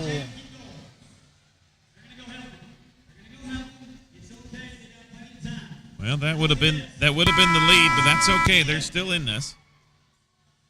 75-second clock for this. Oh, boy, that's some tough luck I think there they're just for a going to good put team. 2. Yeah, they're just going to put 2 in. Some tough luck for a good team there. Yep. Okay, now we come down to our last 2. Ashton Hayslip, Callie Sajoni, and Wes Appenzeller. This team comes in, they're just 9 seconds out of the lead with a 66.66. Yeah, they averaged in 33 seconds a run. So 9 seconds behind the lead. Wait and see what happens here. Cattle have been good so far, right? Cattle have been good. And look, they're down to only 2 numbers left, so they've got an idea what their number is.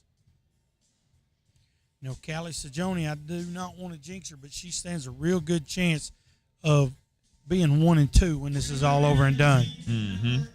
Adding a junior youth penning championship to her junior youth sorting championship.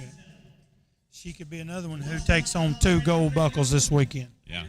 We saw another youth rider in Ray Ashetto win 3 this weekend. Excuse me. Tanner Chapelier wins 4. She had one right off the top. Ashton's found one on the other side. All right, great cut by Ashton. Callie, she's found it. I hope she's found it. She's looking. Wes Appenzeller working He's line. telling her. Yeah. He's telling her where it is. Again, they've just got to be under fire. Here we go. All right. This could be a lead change. Riding the Texas Haynet Horse of the Year, Callie Sajoni is. Yes, we do. 32.06.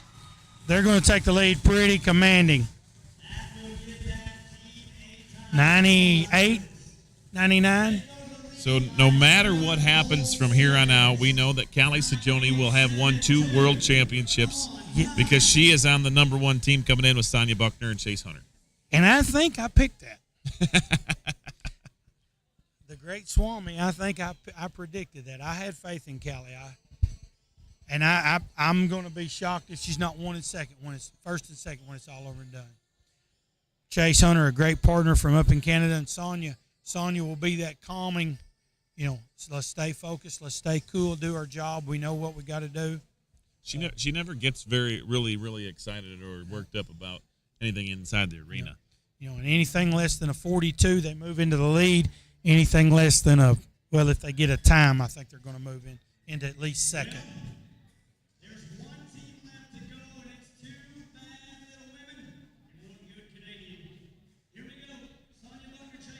And they know their number. Callie Sajoni, she overrun it. Back him up. Start over. Yep.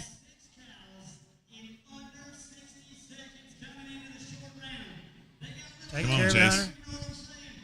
Hunter. Chase has got the 2nd one now. Callie in the herd, rolling, trying to get to that red calf. She's got him. Here we go. Nice job, Sonia. All right. Take these to the pin and it. Oh, no. I saw that coming. Good job, Chase. They got Sonia's time. going to go the hole. If that calf would have turned, now it's going to be very close.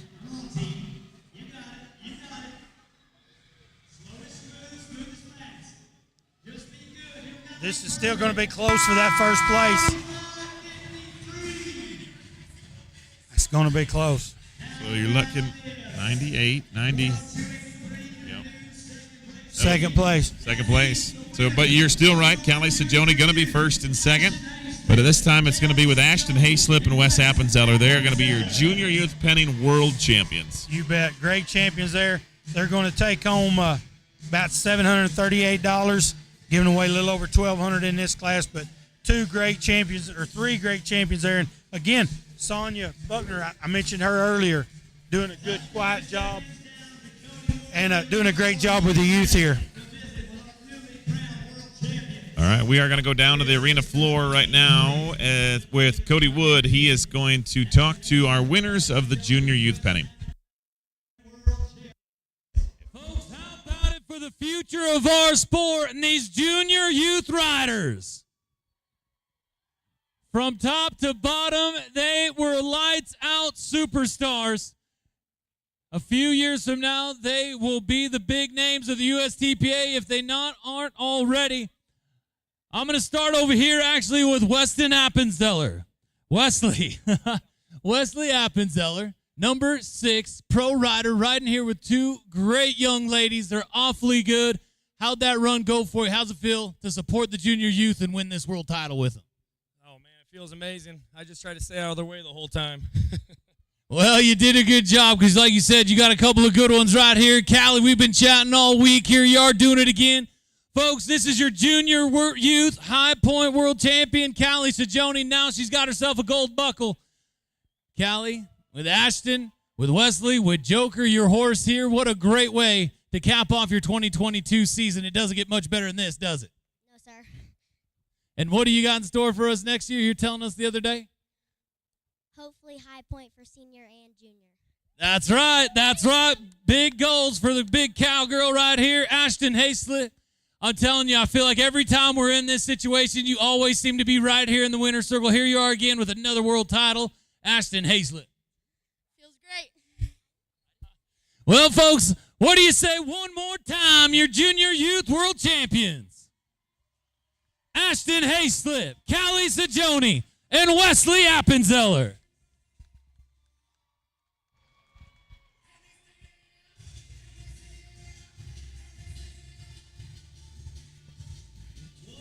Well, congratulations to our junior youth champions.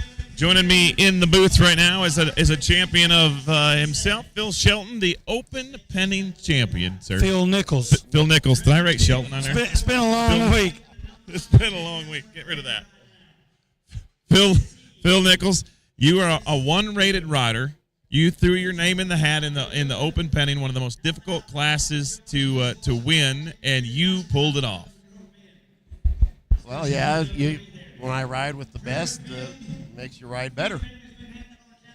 Let's take a look right here, Phil. Here's your winning ride in the open penning class. What were you thinking here? What was some of the advice that Travis and James had given you? All right, well, James wanted me to stay with him and roll the cattle. Well, he got his cow out real fast, and then Travis was in there. I'm rolling the herd. He's out, and now James is back in. So basically, I was just holding the herd, and they were cutting the cattle. When they start to go to the herd, I mean, the speed and intensity of this class is pretty exhilarating.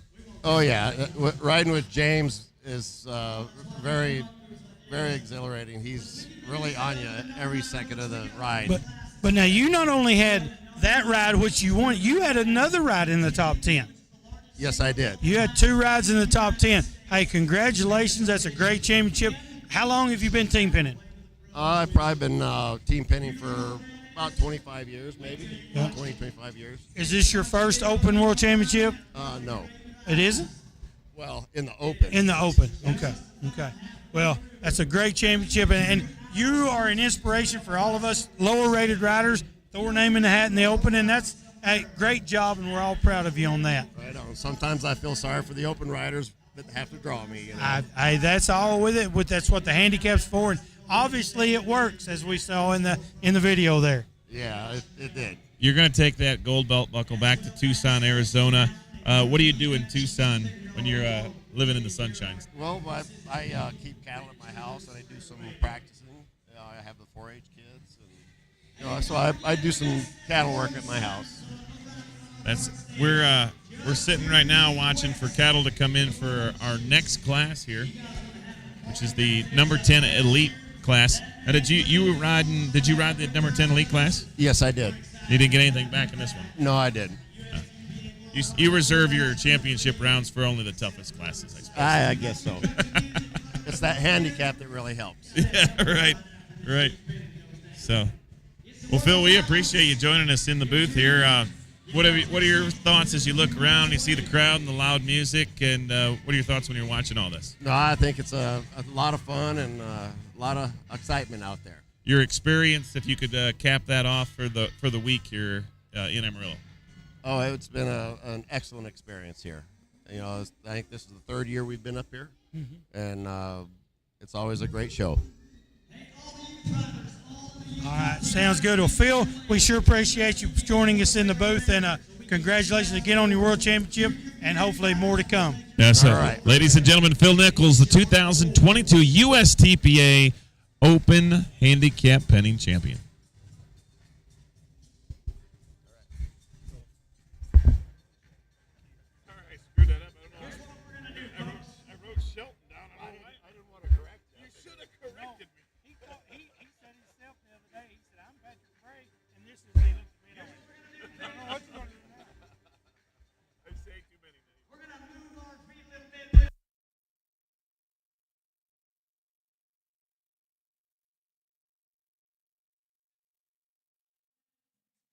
Oh, yeah. Come on, folks. I see you in section 108. 109. What are you doing up there? I see you. Where else we at? Hey, look at this fella down here in 133. Look at it. He must have been watching his dad dance. That boy ain't got rhythm. He got rhythm like a dang speed bump. Oh, let's see. I'm going to pick somebody. I think the winner is going to be, what is that? 1, 2, 3, 4, 5, 6. Row 6, section 109 in the maroon shirt right there. Look at that. That is the winner of your dance contest. Yeah. Uh-oh. Yeah, you. You want to dance a little? Go on. We'll watch you dance a little. Go ahead. You see him up there, Shelby? He's got a gray shirt on right there. There he is. He just stood up. There he is. He's dancing again. You got him on the screen. Zoom in. Find my man. There he is right there.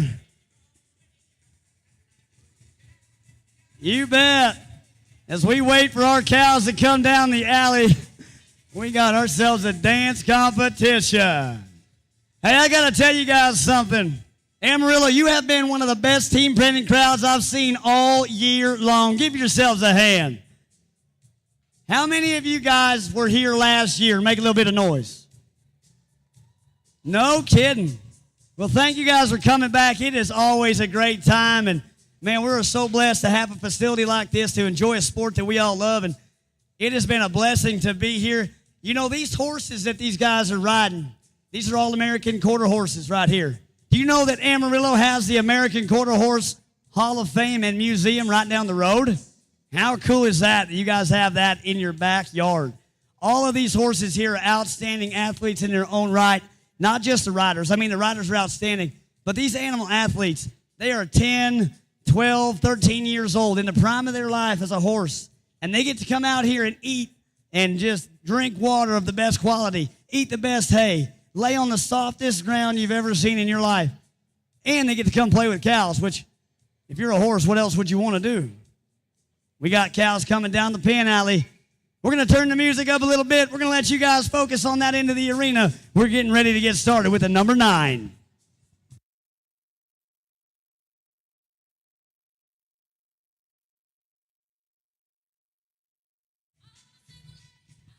Where are they at? Where's all the single women at? Uh-oh. There's only 2 of them. Alphonse? No. I'm married, my guy. Here we go, folks. We're about ready to get started. Flag is up for Trevor, Piper, Tom. 2. Kettle number 2.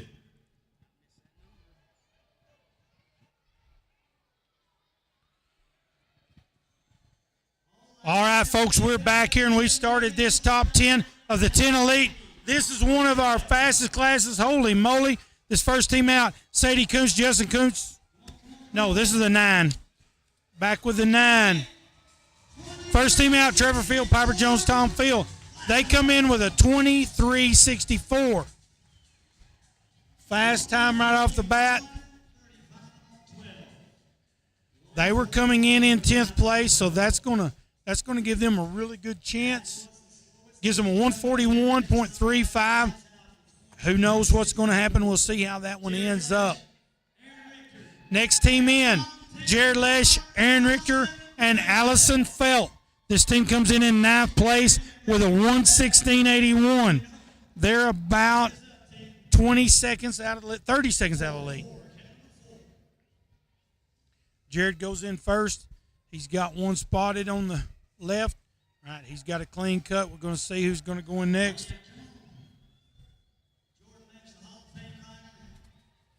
All right, we got a runner. Oh, good time down there with a 0. Good time down there. Good team down. Now we're going to move to our third team here in the 9. Wally Hayes, Trevor Field, Morgan Trailer. This team comes in with they're about 14 seconds out of the lead. You know, that very first team posted a quick time, but this team here, if they can run about a 40, they can move into the lead.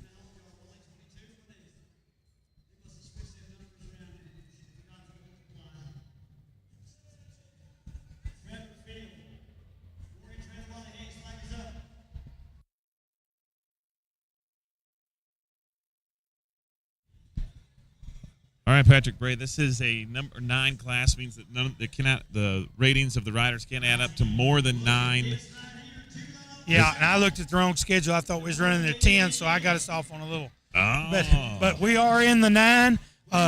Trevor and Piper and Tom run a quick run right off the bat, moves in the lead. But this team can move. If this team gets the pin, we're going to have a new leader. We're going to have some fields knock some fields out. Yeah, Trevor Field has been fun to watch this week, hasn't he? I mean, he's just rode hard. He's an aggressive rider.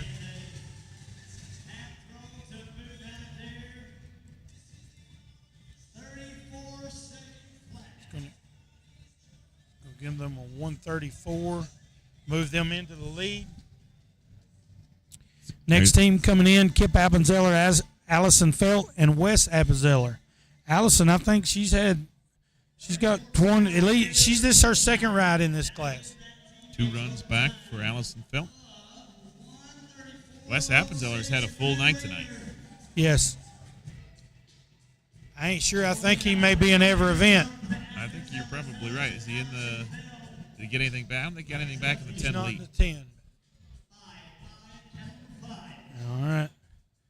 Wes is going to start us off here. He's looking for a 5.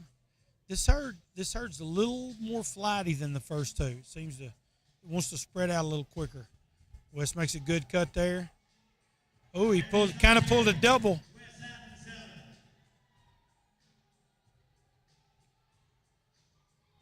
Good job by Allison. All right, we're going to the pin. This is fast, 26 seconds. Kip Appenzeller, Queen Creek, Arizona, living down there. We'll see them in December. Oh, no. Oh, that hurt. Come on, Allison.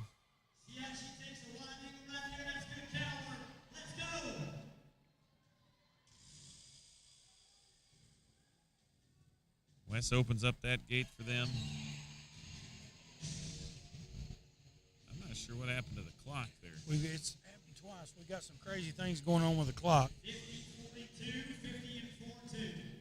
166. That's going to put them in 3rd.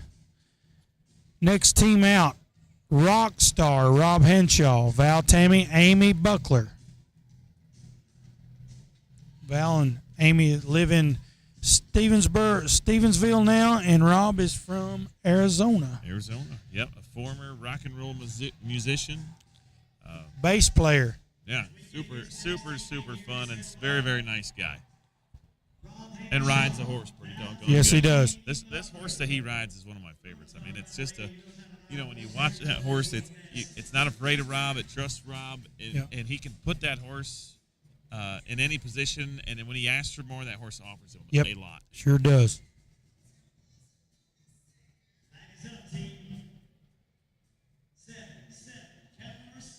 All right, Val's got something spotted. Val Tammy riding the red roan gelding. It just pulls that first cow out. Amy Buckler right behind there on her roan. Bob Anshaw Great working cut by line. Amy. Looks like all 3 of them were in that corner. Here we go. Val Tammy going to make the sweep on the top side of your screen from left to right. Rob works the hole, stops him in 28 and 74. I think that's going to move them into 3rd. No. Yes, move into 3rd. I didn't trust my math there for a minute.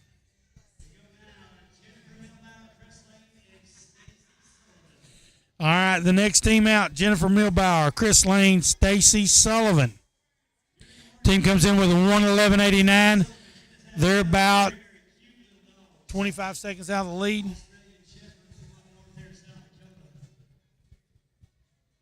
Chris Lane, you said it's from Montana. Stacy Sullivan from Wisconsin. Jennifer Milbauer, she's East Coast. I know she. Thought she was from around Wisconsin. I may be wrong. You're right. You might be right there. All the comments in Facebook will fill it. Yes, we will get corrected. Stacy, look past that. Tough luck. Good team there. Tough luck. All right, next team coming in, Ty Kaiser, Shaylee DeWitt, and Nicole Pitts. Now, Brand and I do this all the time, and we all the time get people say, hey, do this for me and do this for me. So, Ty Kaiser asked me to do one thing, to tell her family here in Amarillo and her family back in Wisconsin that she loved them. And I told her, I said, I will gladly do that for you, young lady. Ty is a great young rider, and of course she's got her dad, Travis, to give her guidance, and she's a great young rider. Yep. Shaylee DeWitt, very good rider, along with Nicole Pitch. Nicole Pitch is the number 3 points world champion for the year. Shaylee DeWitt, another prodigy, if you will, of team pinning. Yep. Her dad, Mike, is one of our very good move there to knock that Charlet 3 out without disrupting anything. Yeah. Her dad is probably a shoe-in for the Hall of Fame. I mean, he's a great team pinner and range sorter. Good hesitation there by Nicole. She knew her partner needed to catch up to her a little bit. That was a good move there by Nicole. And she kind of sensed that Charlet wanted to come back, so she Yep. waited there with him. That was good patience and understanding the game, which has improved tremendously this year. I mean, they've dedicated an entire season to being on the road, and it's going to show here that Michigan doesn't just make vehicles, they make good cowgirls. There you go. Got a feeling they're going to move into 4th with that.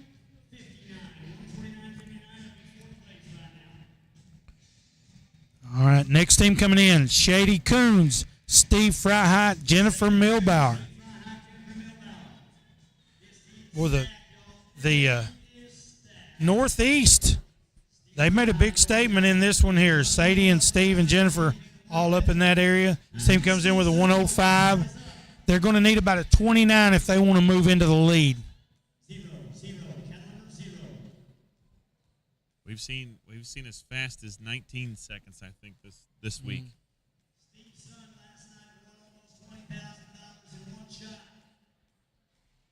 Steve Freiheit, shootout. Shooters. Shout out to shooters. Say that 5 times fast. Shooters Bar up in Wyckoff, Minnesota, watching right now on the Cowboy Channel. Glad you guys decided to join us on a Saturday night. Your man's doing well. I shouldn't have bragged on him. Good team there.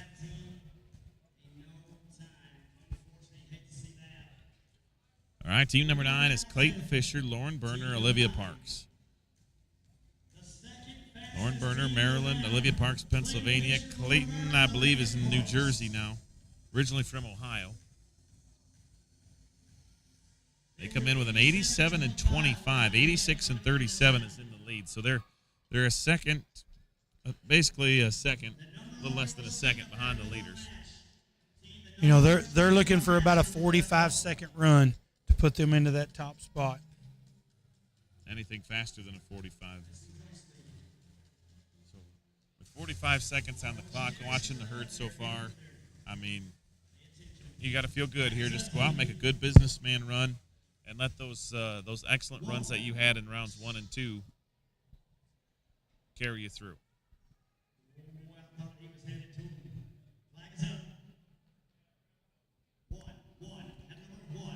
They'll start with cattle number 1.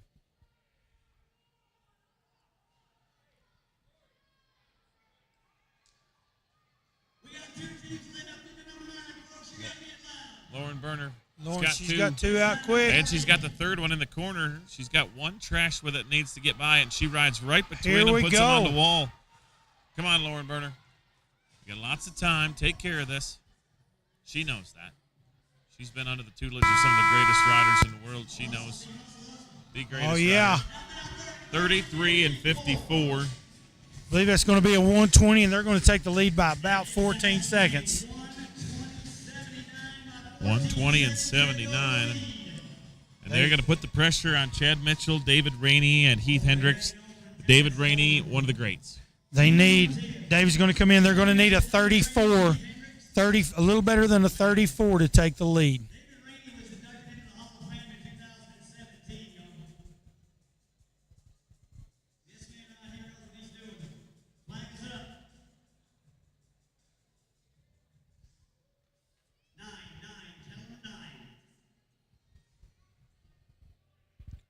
All right. Chad found one. Oh. Stay with it now. They pay more than 1 check here. We haven't mentioned yet, this class is giving out a little over $45,000. One of the highest paying penning classes that we've seen this week. $8,300 to the winner. We ran rounds 1, 2, and 3 this morning. We started at 8 o'clock this morning, got done at 3:11, I think is what. All right, now they still have a chance. They still have a chance here.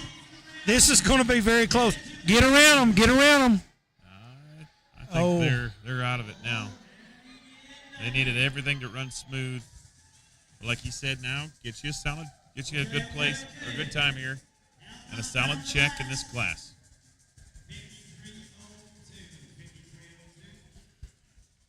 A little bit of a disappointment. They're going to be in third. They're going to be in third place. Still, third. That's about a $5,800 check. Yeah, not a bad day. But our champions. I couldn't be more excited than for my team from the Northeast: Clayton Fisher, Lauren Berner, Olivia Parks. You got to think Brittany Vespy's jumping for joy right now. Clayton Fisher works for her, travels with her up and down the road, and a well-deserved world championship. For a very, very good, solid Region 8 team. You bet. And we have to mention, Clayton took a pretty good spiel here a day or two ago. I mean, he had a horse go hind end over tea kettle, if you will. And he, a good scare, and it would have scared anybody, but came back to win a gold buckle. Yeah. And nobody works harder than Olivia Parks, not only in the arena, but outside the arena. Yep. She's an emergency room nurse. A great person, puts a ton of hours in so that she can come and play on the weekends and ride her horse. And they're going to take home $8,343. And that might go towards her wedding next spring. Oh, her and probably. Chance Bowden are set to get married next year. So we're going to go down to the arena floor right now and listen to Cody Wood as he interviews our winners of the number 9 class. 7 seconds. We knew the team after us. They had pretty much 1 second. We just wanted to go in there and take care of it and see what they did after us. So we got super lucky and had a good draw, and they were all on that right side together. Nice. Well, it worked out for you guys. You did a fantastic job. Clayton, you took a hard spill the other day, buddy. I'm telling you what, you really had to bear down Cowboy up to come back here, even being in the hospital yesterday. Now you find yourself here with a gold buckle around your waist. What has this week and the last couple of days been like? I'm blessed for a lot of great people in my life. I mean, I have 2 great partners right beside me, and then everyone who helped me yesterday between getting to the hospital, getting back, getting saddled this morning. I'm just extremely blessed to be able to be here today and ride my horse. Well, you did an amazing job. We're glad that you made it back, glad that you're okay, and again, great job bearing down and getting through it all. Lauren, Olivia, Clayton, you guys ride together quite a bit. And now to win a world title together here in the number 9 on the biggest stage in team pinning, how did it go for you? Tell us a little bit about that run. All 4 goes went pretty smooth. I mean, we're all from Region 8. We ride together a lot. We're used to each other. We know each other's habits, and we made it work. You sure did, ladies and gentlemen. Region 8 on full display right here. How about it for your number 9 champions, Olivia Parks, Clayton Fisher, and Lauren Berner. Well, they're going to take their victory lap. Victory lap. Thank you, Patrick. Boy, I'm struggling tonight. All week long, Patrick and I have had so much fun on this microphone that sometimes we get to laughing so hard we get flustered. Like the time I called myself Patrick Bray and called you. I was waiting to see what name would come. I never knew what it was going to come up to. All right, no rest for the weary. Yes, that's right. We have the 10, as I tried to rush it last time, the 10 elite class. Now, folks, we've had a gap from 1st to 10th in these last few classes. This class is tight. From 1st to 10th, there's only a 9-second gap. Yes. And this is the flagship class of the United States Team Pennant Association. It is. It has its own finals where there's going to be $100,000 in added money in West Monroe, Louisiana, the last weekend in April. You can't say enough about this class, the best of the best. You bet. As in a 10 class. First team out, Sadie Coons, Justin Coons, and Travis Kaiser. They're 5 seconds back, and Travis has found something. He's going to pass the herd settler. Sadie's in.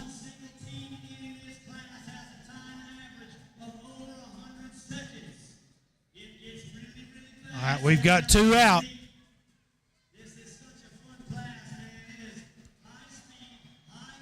Oh, don't run. No. Oh. I thought the good cow might save him there. I was hoping. All right, team. Our second team to go here is going to be Travis Robertson, Manuel Anelli, and Steve Olson. Manuel Anelli is one of our Italian riders. Sure is. I'm glad you pronounced that because I wasn't sure. I figured I better take that one. This team comes in with a 94.40. They're only 4 seconds off the lead. Yeah, from top to bottom, this is the closest race that we've seen so far. Yes, this is honestly anybody's game going in. You know, I can't help but believe there will be one of these teams is going to get a really good cattle are going to be laying right for them, and they're going to take advantage of it. Travis Well, that Robertson. worked. Yeah. And that didn't. That didn't. So, got a little bit of luck there, followed by some bad luck. Okay, now the next team. This team is the 10th place team. Greg Wood, Ashton Vanderwerf, she's up in your country, and Sophie Evans. But again, they're only 9 seconds off the pace. They post a good time, and everybody chasing them. That's right. We talked a little bit earlier about Olivia Parks being a nurse. Ashton Vanderwerf is a nurse as well up in Michigan. She's been in this game a long time. Her and her brother Reese have been doing this as long as I've known them, and I think she was 9 or 10 years old when she first started coming around. Them and the Flower Girls, they're not here this week, but want to mention that. Shout out to them. On the Cowboy Channel I bet they are, you know, because I know Ashton rode a lot with them, and they're at their house, and Ashton saw something. And Sophie, she's found her one. Look at Sophie Evans. Oh, got a little too aggressive. Stay with it, Sophie. Stay with it, Sophie. Yeah. All right. Greg Wood, he's from California. Yeah, Ashton sees that 3. She's going to get it by Here we herself. go. It's going to be a solid run, but probably not the run that they really needed to go to the lead. We'll see. 39 and 26. Going to give him a 139, 138. So it'll be the leader for right now, but with a 9-second deficit coming in. This is handicap. I'm just the reason that threw me off. Yeah, they would have probably liked to have been a little quicker, but hey, anything can happen. Next team is Larry Keith, Lauren Berner. Lauren's back in the pen, and Ty Kaiser. This team coming in there. They're only 5 seconds off the lead, so you know, and all these teams. I say that all these teams they're right there in the hunt. And the number 1 team that comes in is an 8-rated team, so they're going to get a 2-second handicap. But that team also has Callie Brookshire on it, and Robin Westner, who this is her class. I mean, she just thrives in this class. We saw her thrive in Fort Worth back in May, and now comes into this as the number 1 team. Oh, we got a triple.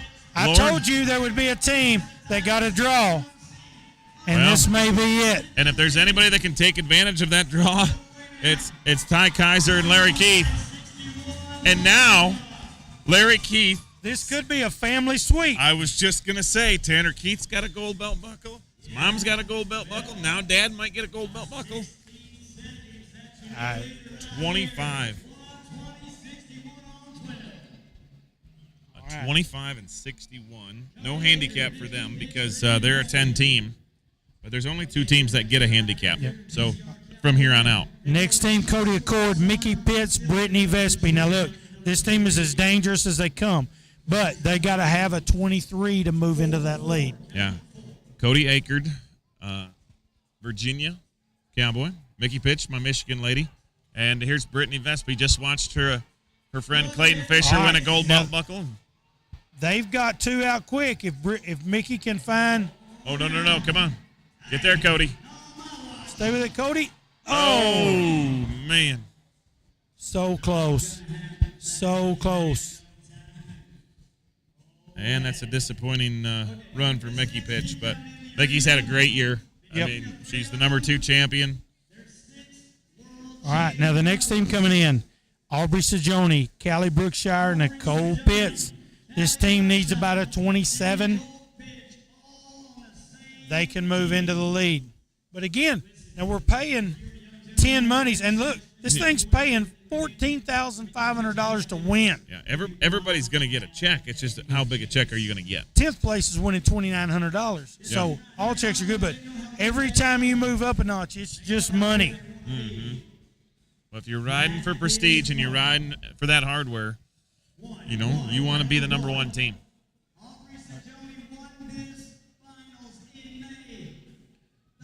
Callie tried to set that one up, and it just didn't play with her. Oh man. Bless her heart, Callie Brookshire just cannot catch a Two break. of the three winners from the Elite Finals on this team right now.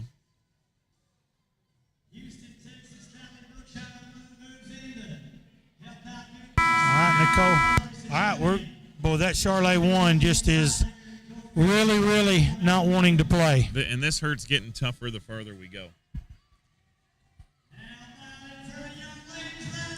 All right. They need a time. Come on, Callie. A qualified time here, even though it's not first place, would mean a lot of money. Aubrey sweeps the cows. And yes. Well, they're going to make it. 149. Move them into third. Next team out, Nick Lansford, Nick Borgia, Eric Engelman. This team comes in 2 seconds off the lead with a 92. But again, they're going to have about a 28 if they want to move into that top spot. You know, and guys, I know we mentioned the top ride, but we're giving away just a touch over $79,000 in this class. Before tonight even started, we'd paid out over $260,000. That didn't count play with the pros. It didn't count. Runner there, that hurt. Okay, now as we move into this last three teams, the leader's at 89, second place is a 90, third place is a 91. Mm-hmm. That's pretty tight.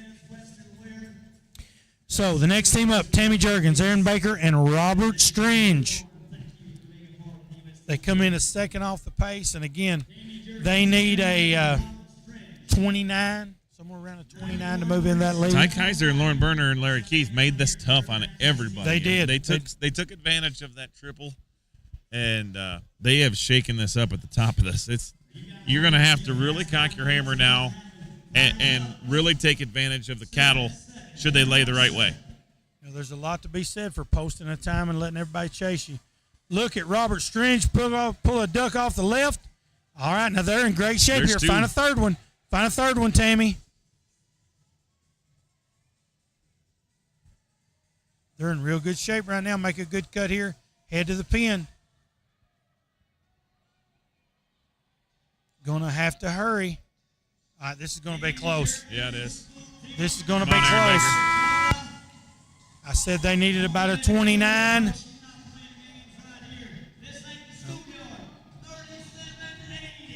37 and 80. They don't have a handicap. That's a 10-rated team. It's going to move them into second. But second place is still a pretty hefty check. Yeah, around a little under 12,000. Yeah. Two teams left to go. Here's Michael Evans, Tammy Juergens, and Tom Juergens. They came in 0.24 seconds off the lead. So 90, they need less than a 30. Anything less than a 30 moves them into the lead. And they're going to get a 1-second handicap here because they're a 9-rated team.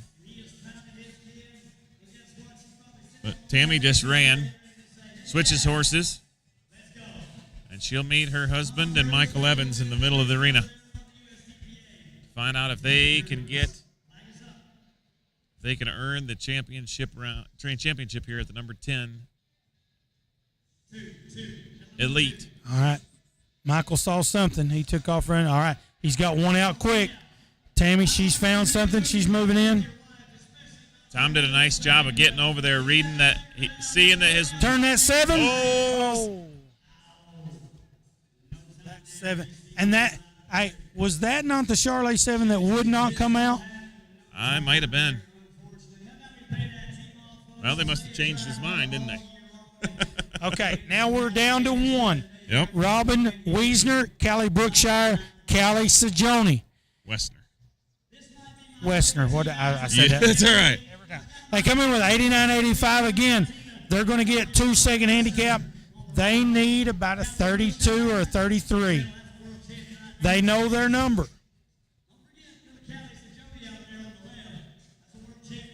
I promise you, Callie Sajoni has won one buckle, and she wants nothing more than another one. All right, 1-9 out. Right on the left. Callie Brookshire or Callie Sajoni are in right after. She's got the oh boy, look out, world! Oh, come on, 9. Don't play that game. Don't break play off, that break game. off, break off. Great job, Callie. Now, come on, Callie. Oh. Oh no, man! And that's a heartbreaker for Robin, Callie, and Callie. Now. But that sure did make things interesting, didn't it? Because the Keith family are going to pull the hat trick this week. Yes, they are. Every member of the Keith family is going to take home, that is here, every member is going to take home a gold buckle. Congratulations to the Keith family, and congratulations to Lauren Berner and Ty Kaiser. Lauren Berner second of the night. Won the second world championship of the night.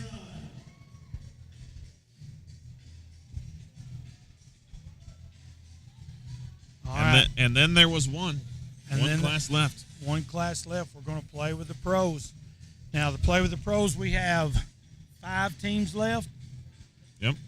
We're going to give away 2 places, 2 money places. First place is going to win $22,000. Second place is going to give away $15,000. Ladies and gentlemen, Larry Keith, Ty Kaiser, Lauren Berner.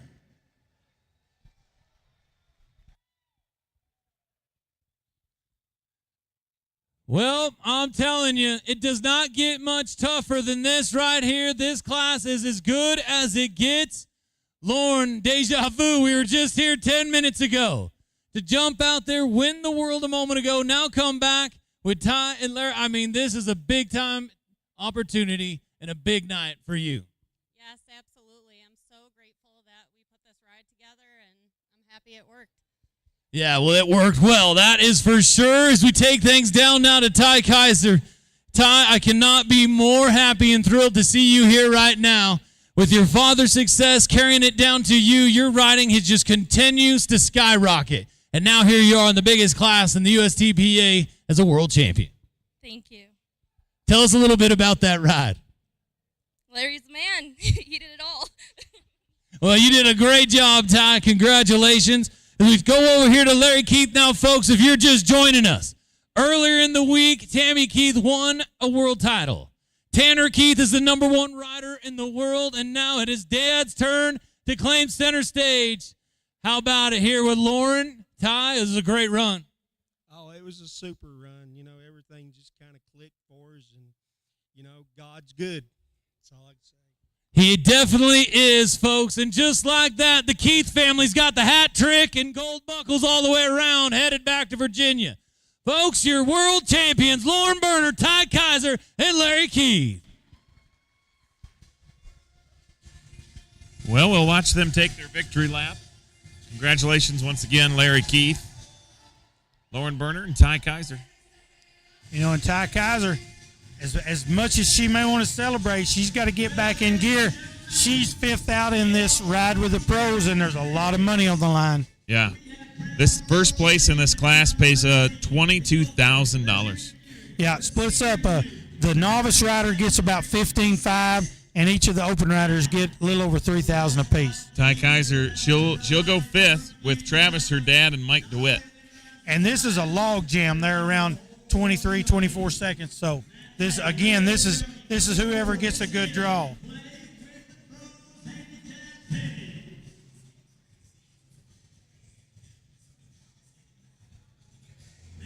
First team out is going to be Matt Lane, Louis Sajoni, and Cody Ward.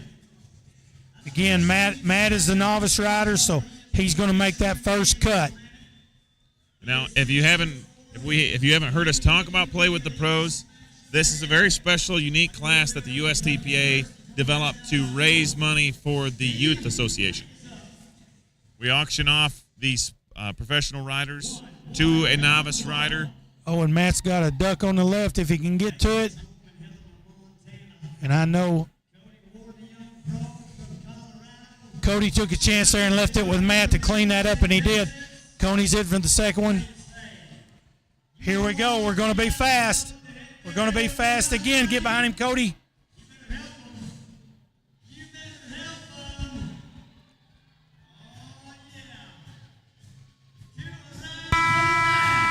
All 30 right. and 97. They are going to get a handicap.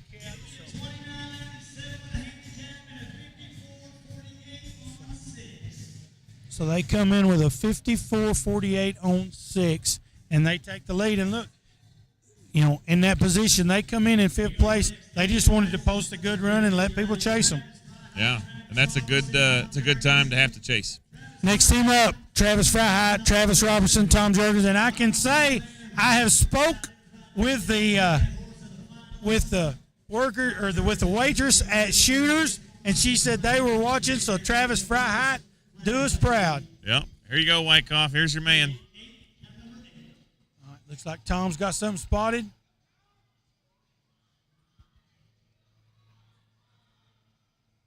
Travis makes it over there.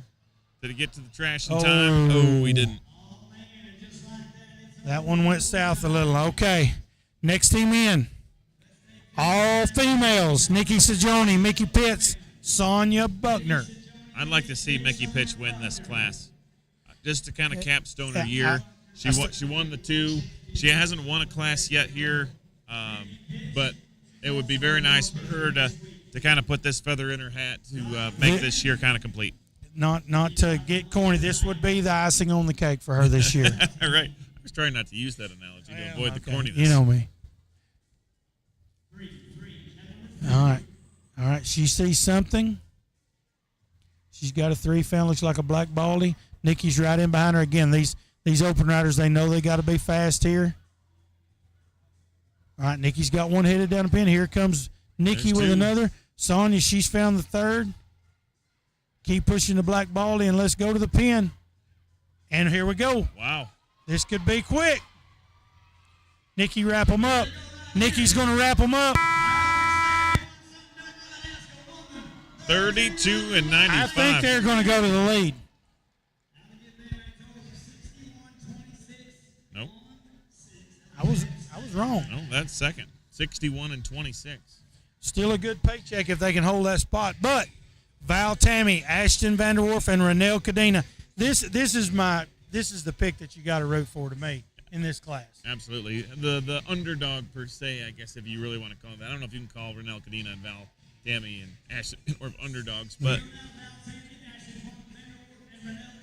Renelle Cadena is the amateur on this class, the novice in this class. So that's a pretty strong novice rider. All right, she's found something spotted. Can she clear it pretty quick? Val, he's in for the next one. All right, we're rolling. We're rolling. I hope Send they Ashton win. Back to Michigan with a buckle. I'm going to charge Ashton a rider's fee. She's on my horse. Come on. All right, Val, he knows where it is. Here we go. Let's go, gang. Oh, Let's Ashton. go, gang. Come on, Renelle.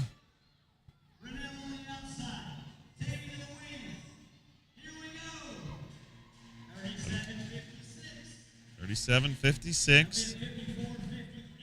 Oh man! Oh man! They're going to be in second by 1/10 of a second. Wow! Wow! Wow! Still a great run. I mean, you can't take it away from him. Great run. One little hesitation here or there, right? And for the record, that was the cheapest team sold. Yep. In the play with the pros, and right now could be about a $15,000 investment that went well. Yes. But very, very tough team coming here. Mike DeWitt, Travis Kaiser, Ty Kaiser.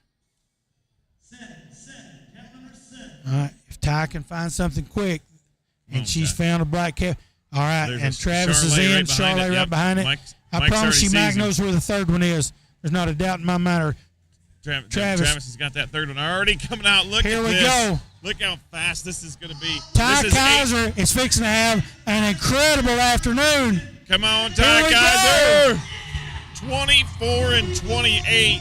You got to be kidding me. I don't think I've ever seen Mike DeWitt throw his hat, but he just did. 42-60. They win it by 12 seconds. And that's a great team right there. Very proud for them. Unbelievable. What a day for Ty Kaiser. Yes. All right, we're going to go to the arena floor with Cody Wood.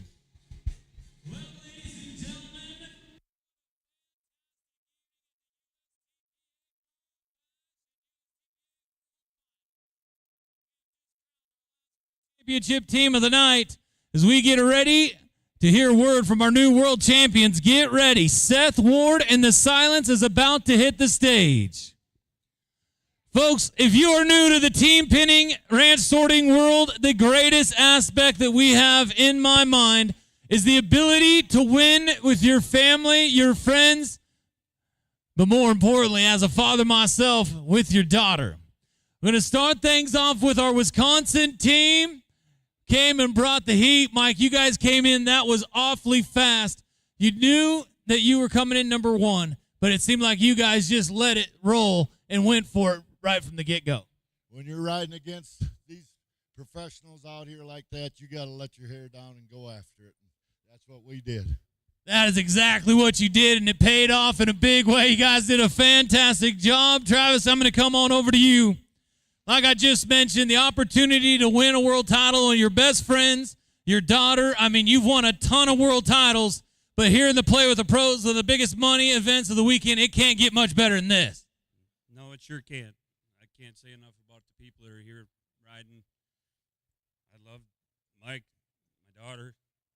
Good deal. Yeah, that is amazing. I'm telling you, folks, it doesn't get much better in the sport of team pinning right there. Ty, back-to-back world titles. I mentioned it. You followed your father's footsteps. You have just continued to get better, and now you're a two-time world champion just right now in 2022. Thank you, Cody. I'm just so happy. I don't know what to say. Well, congratulations, guys. How about it one more time for your Play with the Pro champions, Mike DeWitt, Ty Kaiser, and Travis Kaiser.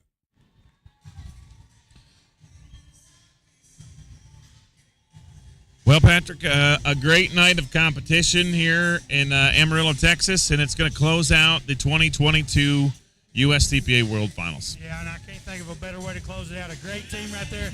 The Cheeseheads managed to win something, even if the Packers can't. Ouch. Ouch. You just made Jim Goyer's entire day. But, we want to say thank you to everybody that came here this week. Congratulations, number one, for qualifying to this finals. And to all of those who had great weekends, Tanner Chapelier, Ty Kaiser, Ray Achetto, Sonia Buckner, we just want to tip our hats to you. They found success in the toughest environment in the world for our sport. Yes, and I want to shout out to all of the workers and the staff here at USTPA. People don't realize how many people it takes to pull this off, and it's a lot of people, a lot of work, and everybody pulled their weight and didn't complain. The long hours, the long nights, and hey, thanks for being in the booth with me, letting me be in the booth with you. It's been a great year. I'm gonna finish out in true fashion to you, my friend. They just announced that the novice high point was Hunter B. I'm going to give you one last opportunity right here on the camera to say Brismakevitz. Hunter Brismakevitz. You got it. Look at that. We closed the year off all year long on USDPA Weekly. We called him Hunter B because nobody would try it. Thank goodness we got to come here and do that. So Thank you guys for joining us on the Cowboy Channel.